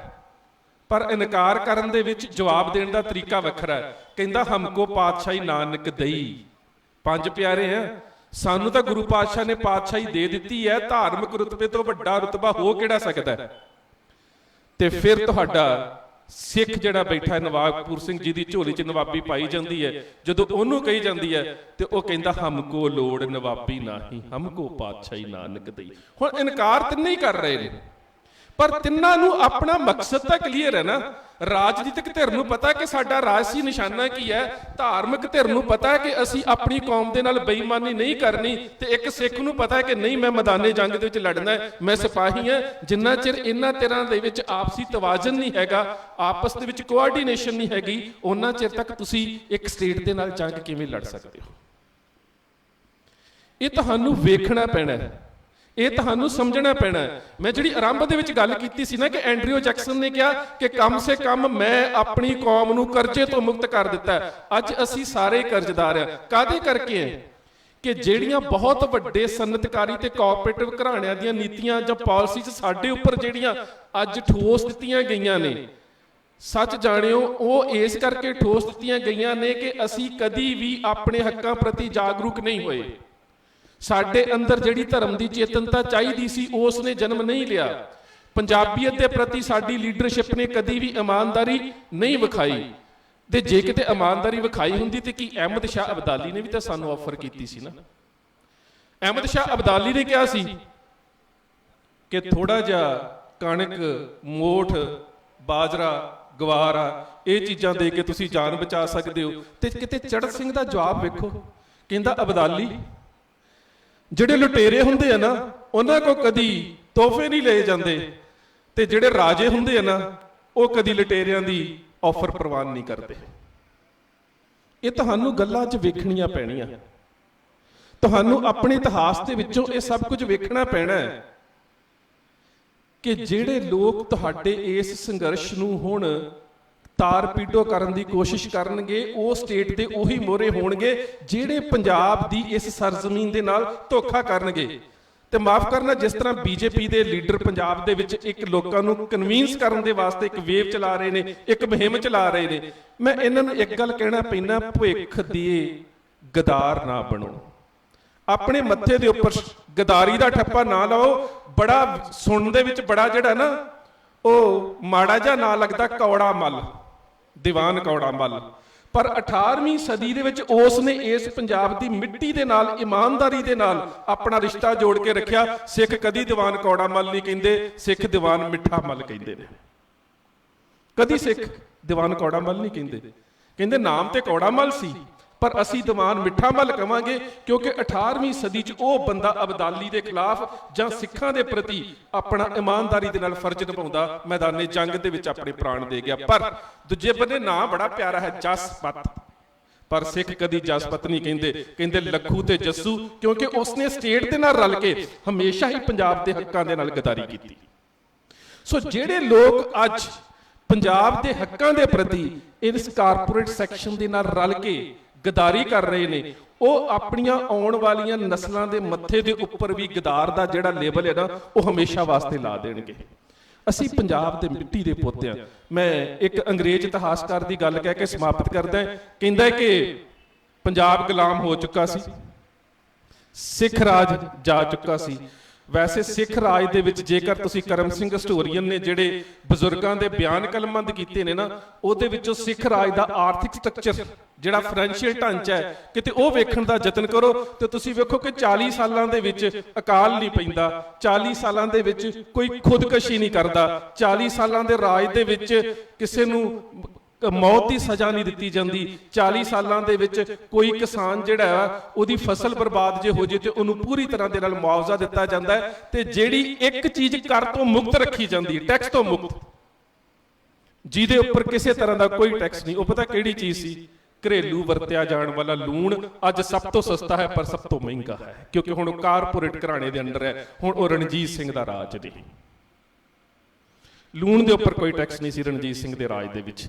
ਜਦੋਂ ਕਿ ਰਣਜੀਤ ਸਿੰਘ ਦੇ ਰਾਜ ਦੇ ਵਿੱਚ ਜਿਹੜੀਆਂ ਪਹਾੜੀ ਲੂਣ ਦੀਆਂ ਖਾਣਾਂ ਸੀ, ਉਹਨਾਂ ਸਮਿਆਂ ਦੇ ਵਿੱਚ, ਅੱਜ ਵੀ ਪਾਕਿਸਤਾਨੀ ਲੂਣ ਅਸੀਂ ਕਹਿੰਦੇ ਆ ਨਾ, ਸਭ ਤੋਂ ਵੱਧ ਵਧੀਆ ਲੂਣ ਦੀ ਕਿਸਮ ਉਹ ਗਿਣੀ ਜਾਂਦੀ ਹੈ ਜਿਹਦਾ ਉਦੋਂ ਅਫਰੀਕਾ ਤੱਕ ਜਿਹੜਾ ਵਪਾਰ ਹੁੰਦਾ ਸੀ। ਤੇ ਰਣਜੀਤ ਸਿੰਘ ਦੇ ਰਾਜ ਦੀ ਆਰਥਿਕਤਾ ਦਾ ਸਭ ਤੋਂ ਵੱਡਾ ਸੋਮਾ ਸੀ ਪਹਾੜੀ ਲੂਣ ਦੀਆਂ ਖਾਣਾਂ, ਪਰ ਰਣਜੀਤ ਸਿੰਘ ਨੇ ਉਹਨਾਂ ਖਾਣਾਂ ਨੂੰ ਟੈਕਸ ਤੋਂ ਮੁਕਤ ਰੱਖਿਆ। ਕਿਤੇ ਤੁਸੀਂ ਮਹਾਰਾਜਾ ਦਲੀਪ ਸਿੰਘ ਦੀਆਂ ਇੰਗਲੈਂਡ ਦੀ ਰਾਣੀ ਨੂੰ ਲਿਖੀਆਂ ਚਿੱਠੀਆਂ ਪੜ੍ਹੋ, ਉਹਦੇ 'ਚ ਬਾਰ-ਬਾਰ ਆਪਣੀਆਂ ਲੂਣ ਦੀਆਂ ਖਾਣਾਂ ਦੀ ਗੱਲ ਕਰਦਾ ਹੈ ਕਿ ਸਾਡਾ ਉਹ ਆਰਥਿਕ ਸਰੋਤ ਹੈ, ਸਾਡੇ ਉਹ 17 ਪਿੰਡ ਵਾਪਸ ਕੀਤੇ ਜਾਣ ਜਿਨ੍ਹਾਂ ਦੇ ਵਿੱਚ ਸਾਡੀਆਂ ਲੂਣ ਦੀਆਂ ਖਾਣਾਂ ਨੇ, ਜਿਹੜੀਆਂ ਜੇਹਲਮ ਨਦੀ ਦੇ ਕੰਢੇ ਦੇ ਉੱਪਰ ਨੇ, ਜਿਨ੍ਹਾਂ ਨੂੰ ਸਾਲਟ ਰੇਂਜ ਕਿਹਾ ਜਾਂਦਾ ਹੈ। ਪਰ ਇੰਨਾ ਮਹਿੰਗਾ ਜਿਹੜਾ ਪ੍ਰੋਡਕਟ ਹੋਣ ਦੇ ਬਾਵਜੂਦ ਭਾਵੇਂ ਜ਼ਮੀਨੀ ਖਣਿਜ ਸੀ ਉਸ ਨੂੰ ਟੈਕਸ ਤੋਂ ਮੁਕਤ ਰੱਖਿਆ ਜਾਂਦਾ। ਕਿਉਂ? ਕਿਉਂਕਿ ਹਰ ਘਰ ਦੀ ਲੋੜ ਹੈ। ਅੱਜ ਉਹਨਾਂ ਨੂੰ ਇਹ ਪਤਾ ਹੈ ਕਿ ਅਨਾਜ ਹਰ ਘਰ ਦੀ ਲੋੜ ਹੈ। ਇਸ ਦੇ ਉੱਪਰ ਕਾਰਪੋਰੇਟ ਘਰਾਣਾ ਜਿਹੜਾ ਉਹ ਕਬਜ਼ਾ ਕਰ ਰਿਹਾ ਹੈ। ਖੈਰ ਮੈਂ ਉਹ ਗੱਲ ਕਹਾਂ, ਰਾਜ ਜਾ ਚੁੱਕਾ ਸੀ, ਰਣਜੀਤ ਸਿੰਘ ਦਾ ਰਾਜ ਜਾ ਚੁੱਕਾ ਸੀ। ਇੱਕ ਨਿਹੰਗ ਸਿੰਘ ਸਿੱਖ ਘੋੜੇ ਤੇ ਚੜਿਆ ਆ ਰਿਹਾ ਹੈ। ਅੰਗਰੇਜ਼ ਅਫਸਰ ਨੇ ਸੋਚਿਆ ਵੀ ਰਾਜ ਤਾਂ ਹੈ ਨਹੀਂ, ਸਿੱਖਾਂ ਦੀਆਂ ਕੋਈ ਰੈਜੀਮੈਂਟਾਂ ਨਹੀਂ ਰਹਿ ਗਈਆਂ, ਰਣਜੀਤ ਸਿੰਘ ਦੀ ਫੌਜ ਖਿੰਡ ਪੁੰਡ ਗਈ ਹੈ, ਇਹ ਕਿਹੜੀ ਫੌਜ ਦਾ? ਉਸਨੇ ਰੋਕਿਆ, ਕਹਿੰਦਾ ਕੌਣ ਹੈ? ਕਹਿੰਦਾ ਸਿੱਖ ਹੈ। ਕਹਿੰਦਾ ਕਿਹਦੀ ਫੌਜ? ਆਪਣੇ ਬਰਸ਼ੇ ਦੀ ਅਣੀ ਅਕਾਲ ਕਰਕੇ ਆਕਾਸ਼ ਵੱਲ ਕਹਿੰਦਾ ਅਕਾਲ ਪੁਰਖ ਕੀ ਫੌਜ। ਕਹਿੰਦਾ ਰਾਜ ਕਿੱਥੇ ਹੈ? ਉਸੇ ਬਰਸ਼ੇ ਨੂੰ ਮੁੱਦਾ ਕਰਕੇ ਜ਼ਮੀਨ ਤੇ ਗੱਡ ਕੇ ਕਹਿੰਦਾ ਜ਼ਮੀਨ ਦੇ ਉੱਪਰ, ਇਸ ਧਰਤੀ ਮਾਂ ਦੇ ਉੱਪਰ ਸਾਰਾ ਹੀ ਰਾਜ ਹੈ ਸਾਡਾ। ਜਿੰਨਾ ਚਿਰ ਤੱਕ ਅਸੀਂ ਇਹ ਮਹਿਸੂਸ ਨਹੀਂ ਕਰਦੇ ਕਿ ਉਸ ਪਰਮਾਤਮਾ ਦੀ ਛਤਰ ਛਾਇਆ ਹੇਠ ਇਸ ਪੰਜਾਬ ਦੀ ਧਰਤੀ ਦੇ ਪੁੱਤਰ ਬਣ ਕੇ ਇਹਨਾਂ ਦੇ ਹੱਕਾਂ ਦੀ ਰੱਖਿਆ ਉਸੇ ਤਰ੍ਹਾਂ ਹੀ ਕਰਾਂਗੇ ਜਿਸ ਤਰ੍ਹਾਂ ਦੀਆਂ ਨੀਤੀਆਂ ਦਾ ਹਮਲਾ ਸਾਡੇ ਉੱਪਰ ਹੁੰਦਾ ਹੈ, ਉਹਨਾਂ ਨੀਤੀਆਂ ਦੇ ਸਦਕਾ ਆਪ ਅਸੀਂ ਉਨੇ ਹੀ ਰੌਸ਼ਨ ਦਿਮਾਗ ਹੋ ਕੇ ਇਹਨਾਂ ਨੀਤੀਆਂ ਦਾ ਜਵਾਬ ਦੇਵਾਂਗੇ। ਜੇਕਰ ਅਸੀਂ ਐਮਐਸਪੀ ਦੀ ਗੱਲ ਕਰਦੇ ਹਾਂ, 2-3 ਫਸਲਾਂ ਦੇ ਉੱਪਰ ਆ, 22-23 ਫਸਲਾਂ ਐਮਐਸਪੀ ਤੋਂ ਬਾਹਰ ਨੇ, ਪਰ ਸਾਨੂੰ ਪੰਜਾਬ ਦੇ ਵਿੱਚ ਇੱਕ ਫਸਲ ਚੱਕਰ ਅਪਣਾਉਣਾ ਪਵੇਗਾ। ਸਾਨੂੰ ਪੰਜਾਬ ਦੇ ਵਿੱਚ ਆਪਣੀ ਖੇਤੀ ਦੇ ਤਰੀਕਿਆਂ ਦੇ ਵਿੱਚ ਬਦਲਾਅ ਲੈ ਕੇ ਆਉਣੇ ਪੈਣਗੇ। ਸਾਨੂੰ ਕਿਸੇ ਤਰੀਕੇ ਦੇ ਨਾਲ ਸਹਿਕਾਰੀ ਸਭਾਵਾਂ ਬਣਾ ਕੇ ਸਾਂਝੀ ਖੇਤੀ ਦੇ ਕਨਸੈਪਟ ਨੂੰ ਜਨਮ ਦੇਣਾ ਪਵੇਗਾ। ਤੁਸੀਂ ਵੇਖਦੇ ਹੋ ਨੇ ਬਿਹਾਰ ਦੇ ਵੀਰ ਆਉਂਦੇ ਨੇ ਇੱਥੇ ਪੰਜਾਬ 'ਚ ਮਜ਼ਦੂਰੀ ਕਰਨ, ਉਹ 1 ਏਕੜ ਵਾਲੇ ਕਿਸਾਨ ਦੇ ਖੇਤ ਦੇ ਵਿੱਚ ਮਜ਼ਦੂਰੀ ਕਰ ਰਹੇ ਨੇ। ਤੁਸੀਂ ਪਿੱਛੋਂ ਨਾ ਭਈਆ ਕੀ ਕਰਦਾ? ਕਹਿੰਦਾ ਜੀ ਮੈਂ ਵੀ ਕਿਸਾਨ ਹੂੰ। ਕਿਤਨੇ ਖੇਤ ਹੈ ਤੇਰੇ? ਜੀ ਮੇਰੇ 6 ਖੇਤ ਹੈ। ਉਹ ਬਿਹਾਰ 'ਚ 6 ਛੱਡ ਕੇ ਆਇਆ, ਇੱਥੇ 1 ਖੇਤ ਵਾਲੇ ਕੋਲ ਮਜ਼ਦੂਰੀ ਕਰ ਰਿਹਾ। ਕਿਉਂ? ਕਿਉਂਕਿ ਜਦੋਂ ਉਹਦਾ ਸੰਘਰਸ਼ ਕਰਨ ਦਾ ਸਮਾਂ ਸੀ ਉਹਨੇ ਉਸ ਸੰਘਰਸ਼ ਨੂੰ ਸਮਝਿਆ ਨਹੀਂ। ਜਦੋਂ ਉਹਦੀਆਂ ਜ਼ਮੀਨਾਂ ਦੇ ਉੱਪਰ, ਜਦੋਂ ਉਹਦੇ ਇਲਾਕਿਆਂ ਦੇ ਵਿੱਚ ਕਾਰਪੋਰੇਟ ਸਿਸਟਮ ਨੇ ਕਬਜ਼ਾ ਕੀਤਾ, ਉਹ ਸੰਘਰਸ਼ ਨਾ ਕਰ ਸਕਿਆ। ਅੱਜ ਜੇਕਰ ਤੁਸੀਂ ਵੀ ਇਹ ਸੰਘਰਸ਼ ਨਾ ਕੀਤਾ ਤਾਂ ਤੁਹਾਡੇ ਬੱਚੇ ਆਪਣੀਆਂ ਹੀ ਜ਼ਮੀਨਾਂ ਦੇ ਉੱਪਰ ਮਜ਼ਦੂਰੀ ਕਰਨਗੇ। ਤੇ ਜਦੋਂ ਕੋਈ ਵੀ ਕੌਮੀਅਤ ਆਪਣੇ ਖਿੱਤੇ ਦੇ ਉੱਪਰ ਰਾਜੇ ਤੋਂ ਭਿਖਾਰੀ ਬਣਦੀ ਹੈ, ਭਾਵ ਕਿ ਉੱਥੇ ਮਜ਼ਦੂਰੀ ਕਰਦੀ ਹੈ, ਤਾਂ ਉਹਦੇ ਸੱਭਿਆਚਾਰ ਦੇ ਉੱਪਰ ਸਭ ਤੋਂ ਵੱਧ ਅਸਰ ਪੈਂਦਾ ਹੈ। ਤੁਸੀਂ ਬੋਲੀ ਤੋਂ ਦੂਰ ਜਾਵੋਗੇ, ਨੈਤਿਕ ਕਦਰਾਂ ਕੀਮਤਾਂ ਤੋਂ ਦੂਰ ਜਾਵੋਗੇ, ਆਪਣੇ ਸੱਭਿਆਚਾਰ ਤੋਂ ਦੂਰ ਜਾਵੋਗੇ। ਉਹ ਸੋ ਕੇਵਲ ਇਹ ਗੱਲ ਫਸਲਾਂ ਦੀ ਗੱਲ ਨਹੀਂ ਹੈ, ਇਹ ਤੁਹਾਡੀਆਂ ਆਉਣ ਵਾਲੀਆਂ ਨਸਲਾਂ ਦੀ ਗੱਲ ਹੈ। ਇਹਨੂੰ ਸਮਝਣਾ ਪਵੇਗਾ, ਇਹਨੂੰ ਸੰਭਾਲਣਾ ਪਵੇਗਾ। ਇੰਨੀਆਂ ਕੁ ਬੇਨਤੀਆਂ ਪ੍ਰਵਾਨ। ਫਤਿਹ ਦੀ ਸਾਂਝ ਪਿਆਰ ਸਹਿਤ ਆਖਿਓ ਜੀ। ਵਾਹਿਗੁਰੂ ਜੀ ਕਾ ਖਾਲਸਾ, ਵਾਹਿਗੁਰੂ ਜੀ ਕੀ ਫਤਿਹ। ਬਹੁਤ ਹੀ ਸਤਿਕਾਰਯੋਗ ਡਾਕਟਰ ਸੁਖਬੀਰ ਸਿੰਘ ਉਦੋਕੇ ਆਪ ਜੀ ਦੇ ਨਾਲ ਬਹੁਤ ਹੀ ਡੂੰਘਾਈ ਦੇ ਵਿੱਚ ਵਿਚਾਰਾਂ ਦੀ ਸਾਂਝ ਪਾ ਕੇ ਗਏ ਨੇ। ਉਹਨਾਂ ਦਾ ਬਾਬਾ ਦੀਪ ਸਿੰਘ ਸੇਵਾ ਦਲ ਵੈਲਫੇਅਰ ਸੁਸਾਇਟੀ ਗੜਦੀਵਾਲਾ, ਸਮੁੱਚੀ ਜਥੇਬੰਦੀ ਦੇ ਵੀਰ ਮਨਜੋਤ ਸਿੰਘ ਜੀ, ਵੀਰ ਪਰਸ਼ੋਤਮ ਸਿੰਘ, ਵੀਰ ਗੁਰਵੀਰ ਸਿੰਘ ਜੀ, ਸਾਰੇ ਹੀ ਵੀਰਾਂ ਵੱਲੋਂ ਧੰਨਵਾਦ ਕੀਤਾ ਜਾਂਦਾ। ਸਮੁੱਚੇ ਵੀਰਾਂ ਦਾ ਨਾਲ ਦੀ ਨਾਲ ਮੈਂ ਬੇਨਤੀ ਕਰਦਾ ਸਤਿਕਾਰਯੋਗ ਵੀਰ ਸਿੰਘ ਜੀ, ਵੀਰ ਸਿੰਘ ਜੀ, ਜਿਹੜੇ ਆਪ ਜੀ ਦੇ ਨਾਲ ਕੁਝ ਵਿਚਾਰਾਂ ਦੀ ਸਾਂਝ ਆਪ ਜੀ ਦੇ ਨਾਲ ਪਾਉਣਗੇ। ਆਪ ਸਾਰਿਆਂ ਨੇ ਬੜਾ ਟਿਕਾ ਬਖਸ਼ਿਸ਼ ਕਰਕੇ ਸਾਰੇ ਤਵੱਜੋ ਦੇ ਕੇ ਸਰਵਣ ਕਰਿਓ, ਕਿਉਂਕਿ ਆਪਾਂ ਸੰਪੂਰਨਤਾ ਵੱਲ ਹਾਂ। ਬਿਲਕੁਲ ਆਪਾਂ ਸੰਪੂਰਨਤਾ ਦੇ ਸ਼ਿਖਰ ਤੇ ਖੜੇ ਹਾਂ। ਸਾਰੇ ਹੀ ਹੁਣ ਤਵੱਜੋ ਦੇ ਕੇ ਵੀਰ ਸਿੰਘ ਜੀ ਦੀਆਂ ਵਿਚਾਰਾਂ ਵੱਲ ਸਾਰਿਆਂ ਨੇ ਧਿਆਨ ਦੇਣ ਦੀ ਕਿਰਪਾਲਤਾ ਕਰਨੀ ਜੀ। ਆਓ ਫਤਿਹ ਅਰਜ਼ ਕਰਨ ਲੱਗਾ, ਚੜ੍ਹਦੀ ਕਲਾ ਵਿੱਚ ਫਤਿਹ ਬੁਲਾਇਓ ਜੀ। ਵਾਹਿਗੁਰੂ ਜੀ ਕਾ ਖਾਲਸਾ, ਵਾਹਿਗੁਰੂ ਜੀ ਕੀ ਫਤਿਹ। ਵਾਹਿਗੁਰੂ ਜੀ ਕਾ ਖਾਲਸਾ, ਸ਼੍ਰੀ ਵਾਹਿਗੁਰੂ ਜੀ ਕੀ ਫਤਿਹ। ਪਹਿਲੀ ਗੱਲ ਤਾਂ ਮੁਬਾਰਕਬਾਦ ਇਸ ਗੱਲ ਦੀ ਹੈ ਕਿ ਘੱਟੋ ਘੱਟ ਅਸੀਂ ਜਾਗੇ ਆ ਤਾਂ ਸਾਨੂੰ ਹੋਸ਼ ਆਉਣਾ ਵੀ ਸ਼ੁਰੂ ਹੋ ਜਾਊਗਾ, ਕਿਉਂਕਿ ਜਦੋਂ ਬੰਦਾ ਉੱਠਦਾ ਹੈ ਨਾ, ਉੱਠਦੇ ਸਾਰ ਉਹਨੂੰ ਥੋੜਾ ਧੁੰਦਲਾ ਦਿਸਦਾ ਹੈ, ਫਿਰ ਹੌਲੀ ਹੌਲੀ ਅੱਖਾਂ ਮਲਦੇ ਨੂੰ ਸਹੀ ਤਰ੍ਹਾਂ ਦਿਸਣਾ ਸ਼ੁਰੂ ਹੁੰਦਾ ਹੈ। ਇਹ ਸਾਡਾ ਅੱਖਾਂ ਮਲਣ ਦਾ ਹੀ ਸਮਾਂ ਆ। ਅਜੇ ਅਸੀਂ ਕੰਪਲੀਟਲੀ ਜਾਗੇ ਨਹੀਂ ਆ। ਖਾਸ ਕਰਕੇ ਜਿਹੜੇ ਇਹਨਾਂ ਸੰਘਰਸ਼ਾਂ ਦੇ ਨਾਲ ਹੁਣ ਜੁੜੇ ਨੇ ਉਹ ਅਜੇ ਜਾਗੇ ਨਹੀਂ, ਉਹ ਅਜੇ ਅੱਖਾਂ ਹੀ ਮਲ ਰਹੇ ਨੇ। ਪਰ ਜਾਗਣਾ ਜ਼ਰੂਰੀ ਆ। ਜਾਗੇ ਬਿਨਾਂ ਅਸੀਂ ਆਪਣਾ ਅੰਦੋਲਨ, ਆਪਣਾ ਸੰਘਰਸ਼ ਅੱਗੇ ਤੋਰ ਹੀ ਨਹੀਂ ਸਕਦੇ। ਦੂਸਰੀ ਗੱਲ ਇਹ ਹੈ ਕਿ ਮੈਂ ਜਵਾਨ ਵੀਰਾਂ ਨੂੰ, ਬੜੇ ਸਿਆਣੇ ਸੂਝਵਾਨ ਨੇ ਅੱਜ ਕੱਲ੍ਹ ਦੇ ਨੌਜਵਾਨ ਸਾਰੇ ਹੀ, ਇਹਨਾਂ ਨੂੰ ਇੱਕ ਬੇਨਤੀ ਕਰੂੰਗਾ ਕਿ ਆਪਣੇ ਲੈਵਲ ਦੇ ਉੱਤੇ ਤੁਸੀਂ ਜਥੇਬੰਦੀਆਂ ਕ੍ਰੀਏਟ ਕਰਨੀਆਂ ਸ਼ੁਰੂ ਕਰੋ। ਇੱਕ ਦੂਜੇ ਨੂੰ ਐਜੂਕੇਟ ਕਰਨਾ ਸ਼ੁਰੂ ਕਰੋ। ਇੱਕ ਦੂਜੇ ਦੇ ਨਾਲ ਕੁਐਸਚਨਰੀਜ਼ ਰੱਖੋ ਕਿ ਆਹ ਸਵਾਲ ਆ ਯਾਰ ਮੇਰਾ, ਮੈਨੂੰ ਪਤਾ ਲੱਗਿਆ ਸੀ ਕਿ ਗਵਰਨਮੈਂਟ ਨੇ ਇੰਨੇ ਸਾਲ 'ਚ ਆਹ ਕੀਤਾ ਸੀ, ਤੈਨੂੰ ਪਤਾ ਇਹਦੇ ਬਾਰੇ? ਇਹ ਜਦੋਂ ਤੁਸੀਂ ਇੱਕ ਦੂਜੇ ਨਾਲ ਤੁਹਾਡੇ ਡਿਸਕਸ਼ਨ ਦੇ ਟੌਪਿਕਸ ਜਦੋਂ ਬਦਲ ਗਏ ਨਾ, ਅੱਜ ਡਿਸਕਸ਼ਨ ਦਾ ਟੌਪਿਕ ਕੀ ਹੈ, ਕਿਹੜੇ ਕਿਹੜੇ ਸਿੰਗਰ ਲੜ ਪਏ, ਕਿੰਨੇ ਕਿਹੜੀ ਗੱਡੀ ਲਈ, ਕਿਹੜੇ ਸਰਪੰਚ ਨੇ ਪਿੰਡ 'ਚ ਕੀ ਕਰਤਾ, ਉਹ ਫਲਾਣੇ ਨੇ। ਅਸੀਂ ਬਹੁਤ ਨਿੱਕੀਆਂ ਚੀਜ਼ਾਂ ਦੇ ਵਿੱਚ, ਬਹੁਤ ਨੇੜੇ ਦੀਆਂ ਖੂਹ ਦੇ ਡੱਡੂ ਵਾਂਗੂ ਨਿੱਕੀਆਂ ਨਿੱਕੀਆਂ ਗੱਲਾਂ, ਤੁਹਾਨੂੰ ਪਤਾ ਹੀ ਨਹੀਂ ਯਾਰ ਪੈਂਟਾਗਨ 'ਚ ਕੀ ਹੋ ਰਿਹਾ, ਤੁਹਾਨੂੰ ਪਤਾ ਹੀ ਨਹੀਂ ਯਾਰ ਦਿੱਲੀ 'ਚ ਕੀ ਹੋ ਰਿਹਾ, ਜਿਹਦਾ ਅਸਰ ਤੁਹਾਡੇ ਤੇ ਹੋ ਰਿਹਾ। ਸਾਨੂੰ ਕੀ ਪਤਾ ਉਹ ਯਾਰ ਫਲਾਣੇ ਨੇ ਨਾ ਉਹ ਪਿੰਡ ਦੇ ਵਿੱਚ ਉਹ ਕਰਤਾ, ਉਹਨੇ ਉਹ ਕਰਤਾ। ਅਸੀਂ ਇੰਨੀਆਂ ਨਿੱਕੀਆਂ ਚੀਜ਼ਾਂ ਦੇ ਵਿੱਚ ਫਸੇ ਹੋਏ ਹਾਂ। ਦੂਸਰੀ ਬੇਨਤੀ ਇਹ ਆ ਕਿ ਅੱਜ ਤੋਂ ਇਹ ਆਪਣੇ ਆਪ ਨਾਲ ਪ੍ਰਣ ਕਰ ਲਓ ਕਿ ਮੇਰਾ ਇੱਕ ਪਰਿਵਾਰ ਨਹੀਂ, ਮੇਰੇ ਦੋ ਪਰਿਵਾਰ ਨੇ। ਇੱਕ ਉਹ ਜਿਸ ਘਰ 'ਚ ਤੁਸੀਂ ਜਨਮ ਲਿਆ, ਦੂਸਰਾ ਉਹ ਜਿਹੜਾ ਇੱਥੇ ਇਕੱਠਾ ਬੈਠਾ ਹੈ। ਇਹ ਵੀ ਤੁਹਾਡੇ ਮੂੰਹ ਵੱਲ ਦੇਖ ਰਿਹਾ ਹੈ। ਤੁਸੀਂ ਇਹਨਾਂ ਦੇ ਹੱਕ ਦੀ ਵੀ ਗੱਲ ਕਰਨੀ ਆ। ਠੀਕ ਹੈ, ਸਾਰਿਆਂ ਦੇ ਆਪਣੇ ਆਪਣੇ ਕਿੱਤੇ ਨੇ, ਅਸੀਂ ਸਾਰਿਆਂ ਰੋਟੀ ਵੀ ਜੋੜਨੀ ਹੈ, ਕਮਾਉਣੀ ਹੈ, ਪਰ ਉਹਦੇ ਨਾਲ ਨਾਲ ਉਹਦੀ ਰੱਖਿਆ ਕਰਨੀ ਵੀ ਸਿੱਖਣੀ ਪਊਗੀ। ਪੁਰਾਣੇ ਸਮਿਆਂ ਦੇ ਵਿੱਚ ਜਦੋਂ ਕੋਈ ਬੰਦਾ ਅਨਾਜ ਇਕੱਠਾ ਕਰ ਲੈਂਦਾ ਸੀ ਤੇ ਉਹਦੀ ਰਾਖੀ ਵਾਸਤੇ ਡੰਡਾ ਗੱਡ ਕੇ ਅੱਗੇ ਵੀ ਬਹਿੰਦਾ ਸੀਗਾ, ਕਿਉਂਕਿ ਪਤਾ ਨਹੀਂ ਕਿਹੜੇ ਵੇਲੇ ਡਾਕੂਆਂ ਨੇ ਆ ਕੇ ਲੁੱਟ ਕੇ ਲੈ ਜਾਣਾ। ਹੁਣ ਡਾਕੂਆਂ ਦੀਆਂ ਸ਼ਕਲਾਂ ਬਦਲ ਗਈਆਂ, ਉਹਨਾਂ ਚਿੱਟੇ ਕੱਪੜੇ ਪਾ ਲਏ।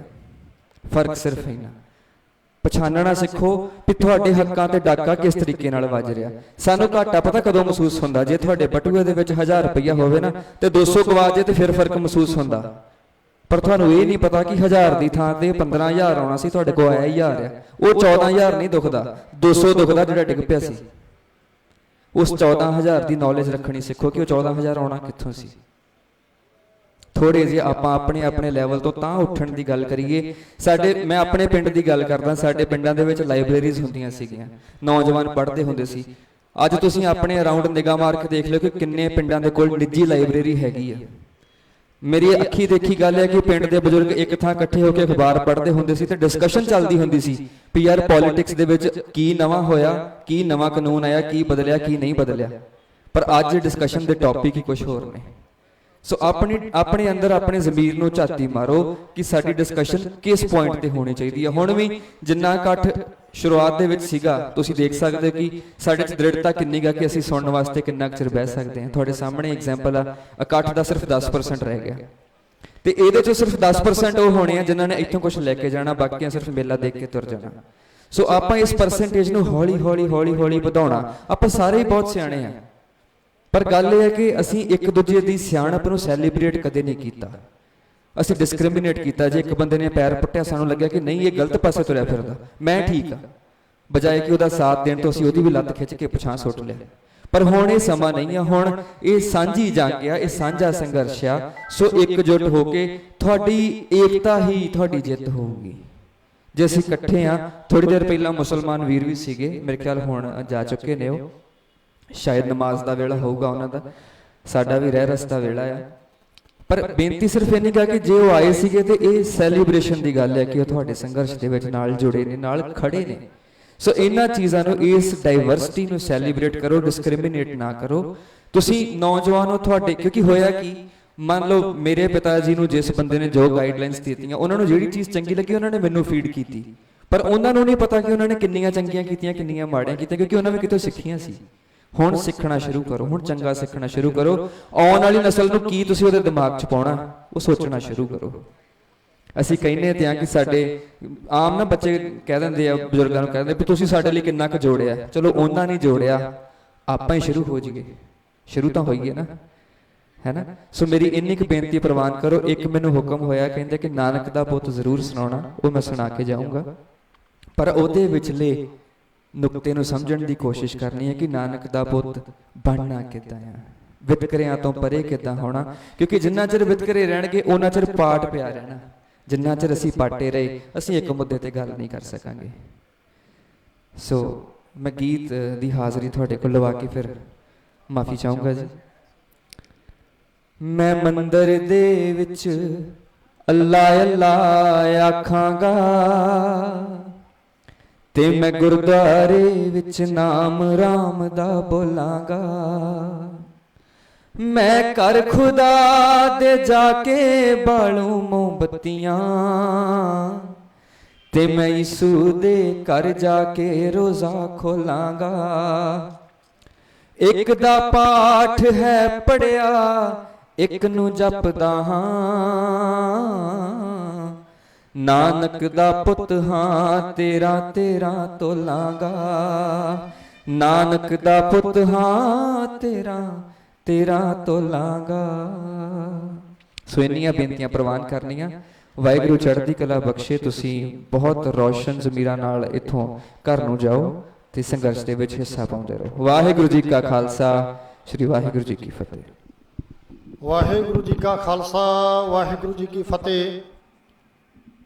ਬਾਬਾ ਦੀਪ ਸਿੰਘ ਸੇਵਾ ਦਲ ਵੈਲਫੇਅਰ ਸੁਸਾਇਟੀ ਗੜਦੀਵਾਲਾ ਅਤੇ ਜ਼ਿਲ੍ਹਾ ਹੁਸ਼ਿਆਰਪੁਰ ਦੀਆਂ ਸਮੂਹ ਕਿਸਾਨ ਜਥੇਬੰਦੀਆਂ, ਇਲਾਕਾ ਨਿਵਾਸੀਆਂ ਵੱਲੋਂ ਆਏ ਹੋਏ ਸਾਰੇ ਹੀ ਸੱਜਣਾਂ ਦਾ ਦਿਲ ਦੀਆਂ ਗਹਿਰਾਈਆਂ ਦੇ ਵਿੱਚੋਂ ਧੰਨਵਾਦ ਕਰਦੇ ਹਾਂ ਕਿ ਜਿਨ੍ਹਾਂ ਨੇ ਇਸ ਸਮਾਗਮ ਦੇ ਵਿੱਚ ਨੌਜਵਾਨ ਵੀਰਾਂ ਨੇ ਬੜੀ ਵੱਡੀ ਗਿਣਤੀ ਦੇ ਵਿੱਚ ਹਾਜ਼ਰੀਆਂ ਭਰ ਕੇ ਸ਼ਮੂਲੀਅਤ ਕੀਤੀ ਹੈ।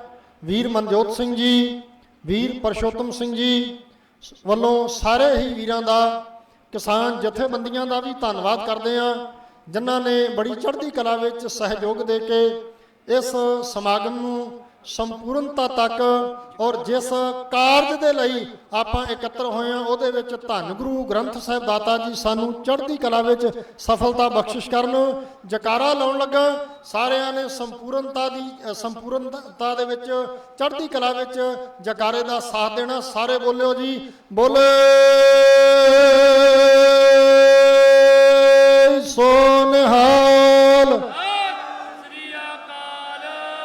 ਧੰਨਵਾਦ ਕਰਦਾ ਜੀ ਭਾਈ ਕਨਈਆ ਜੀ, ਵੈਲਫੇਅਰ ਸੁਸਾਇਟੀ ਡੱਫਰ, ਸਰਬੱਤ ਦਾ ਭਲਾ ਸੇਵਾ ਸੁਸਾਇਟੀ ਦੁਆਬਾ, ਕਿਸਾਨ ਸੰਘਰਸ਼ ਜੋ ਕਮੇਟੀ ਚੁਲਾਂਗ ਤੋਂ ਜਿੰਨੇ ਵੀਰ ਜਿਹੜੇ ਟੋਲ ਪਲਾਜੇ ਤੇ ਸੇਵਾ ਕਰ ਰਹੇ ਆ, ਗੰਨਾ ਸੰਘਰਸ਼ ਕਮੇਟੀ ਔਰ ਮੁਕੇਰੀਆਂ ਤੋਂ ਪਗੜੀ ਸੰਭਾਲ ਜੱਟਾ ਕਮੇਟੀ, ਸਾਰੇ ਵੀਰ ਜਿੰਨੀਆਂ ਵੀ ਇੱਥੇ ਜਥੇਬੰਦੀਆਂ, ਚਾਹੇ ਅਨਮੋਲ NGO ਤੋਂ, ਅਨਮੋਲ NGO ਹੁਸ਼ਿਆਰਪੁਰ ਤੋਂ ਜਿਨ੍ਹਾਂ ਵੀਰਾਂ ਨੇ ਪਾਣੀ ਦੀ ਸੇਵਾ ਕੀਤੀ ਉਹਨਾਂ ਦਾ ਵੀ ਦਿਲ ਦੀਆਂ ਗਹਿਰਾਈਆਂ ਚੋਂ ਧੰਨਵਾਦ। ਪੱਤਰਕਾਰ ਵੀਰਾਂ ਦਾ ਦਿਲ ਦੀਆਂ ਗਹਿਰਾਈਆਂ ਚੋਂ ਧੰਨਵਾਦ। ਮੀਡੀਆ ਵਾਲੇ ਵੀਰਾਂ ਦਾ, ਸਾਰਿਆਂ ਦਾ ਬਾਬਾ ਦੀਪ ਸਿੰਘ ਜੀ ਦੀ ਤਰਫੋਂ, ਨਾਲ ਦੀ ਨਾਲ ਵੀਰ ਮਨਜੋਤ ਸਿੰਘ ਜੀ ਵੱਲੋਂ, ਵੀਰ ਪਰਸ਼ੋਤਮ ਸਿੰਘ ਜੀ ਵੱਲੋਂ ਧੰਨਵਾਦ ਕਰਦਾ ਹੋਇਆ ਜਿੰਨੇ ਸਾਡੇ ਸਟੇਜ ਦੇ ਉੱਤੇ ਮੁੱਖ ਬੁਲਾਰੇ ਜਿਨ੍ਹਾਂ ਦੇ ਵਿੱਚ ਵੀਰ ਪਰਮਪਾਲ ਸਿੰਘ ਜੀ, ਡਾਕਟਰ ਸੁਖਪ੍ਰੀਤ ਸਿੰਘ ਉਦੋਕੇ, ਬੀਬੀ ਹਰਸ਼ਲੀਨ ਕੌਰ ਜੀ, ਭੈਣ ਜੀ ਸਰਗੀ ਕੌਰ ਜੀ ਵੜਿੰਗ, ਨਵਤੇਜ ਸਿੰਘ ਗੁੱਗੂ ਜੀ, ਗੁਰਵਿੰਦਰ ਸਿੰਘ ਜੀ, ਸਾਰਿਆਂ ਦਾ ਧੰਨਵਾਦ। ਬਰਜਿੰਦਰ ਸਿੰਘ ਪਰਵਾਨਾ ਜੀ ਦਾ ਸਤਿਕਾਰਯੋਗ। ਅਖੀਰ ਵਿੱਚ ਭਾਈ ਸਾਹਿਬ ਭਾਈ ਵੀਰ ਸਿੰਘ ਜੀ ਜਿਨ੍ਹਾਂ ਨੇ ਬੜੇ ਸੋਹਣੇ ਅੰਦਾਜ਼ ਵਿੱਚ ਅੱਜ ਦੀਆਂ ਗੱਲਾਂ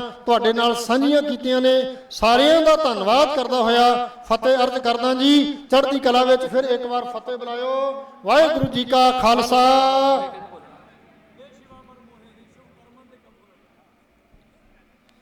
ਦੇਹ ਸ਼ਿਵਾ ਬਰ ਮੋਹੇ ਇਹ ਸ਼ੁਭ ਕਰਮਨ ਤੇ ਕਬਹੂ ਨਾ ਡਰੋ ਅਰਸੋਂ ਜਬ ਜਾਏ ਲਰੋਂ ਨਿਸਚੈ ਕਰ ਆਪਣੀ ਜੀਤ ਕਰੋ। ਮਾਲਕ ਮੇਰ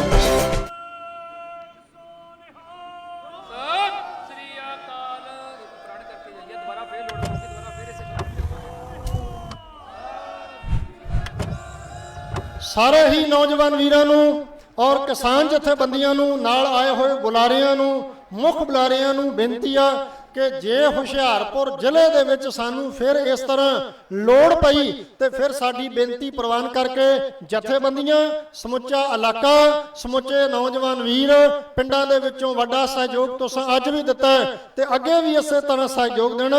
ਮੁੱਖ ਬੁਲਾਰਿਆਂ ਨੂੰ ਵੀ ਬੇਨਤੀ ਆ ਕਿ ਆਪਾਂ ਸਾਰੇ ਇਹ ਪ੍ਰਣ ਕਰੀਏ ਰਲ ਮਿਲ ਕੇ ਇਹਨਾਂ ਜਥੇਬੰਦੀਆਂ ਦਾ ਵੀ, ਔਰ ਜਿਹੜੀਆਂ ਧਾਰਮਿਕ ਜਥੇਬੰਦੀਆਂ ਇਦਾਂ ਦੇ ਪ੍ਰੋਗਰਾਮ ਉਲੀਕਦੀਆਂ ਨੇ, ਕਿਸਾਨ ਜਥੇਬੰਦੀਆਂ ਜਿੱਥੇ ਵੀ ਬੈਠੀਆਂ ਹੋਈਆਂ ਨੇ, ਗੁਰਮੁਖੋ ਸਾਰਿਆਂ ਦਾ ਆਪਾਂ ਚੜ੍ਹਦੀ ਕਲਾ ਵਿੱਚ ਸਹਿਯੋਗ ਦੇਣਾ। ਇਹ ਅੱਜ ਆਪਾਂ ਪ੍ਰਣ ਕਰਕੇ ਜਾਣਾ। ਫਿਰ ਤੁਹਾਡੇ ਨਾਲ ਚੜ੍ਹਦੀ ਕਲਾ ਦਾ ਜਕਾਰਾ ਬੁਲਾਉਣ ਲੱਗਾ। ਬੋਲੇ ਸੋ ਨਿਹਾਲ। ਵਾਹਿਗੁਰੂ ਜੀ ਕਾ ਖਾਲਸਾ, ਵਾਹਿਗੁਰੂ ਜੀ ਕੀ ਫਤਿਹ।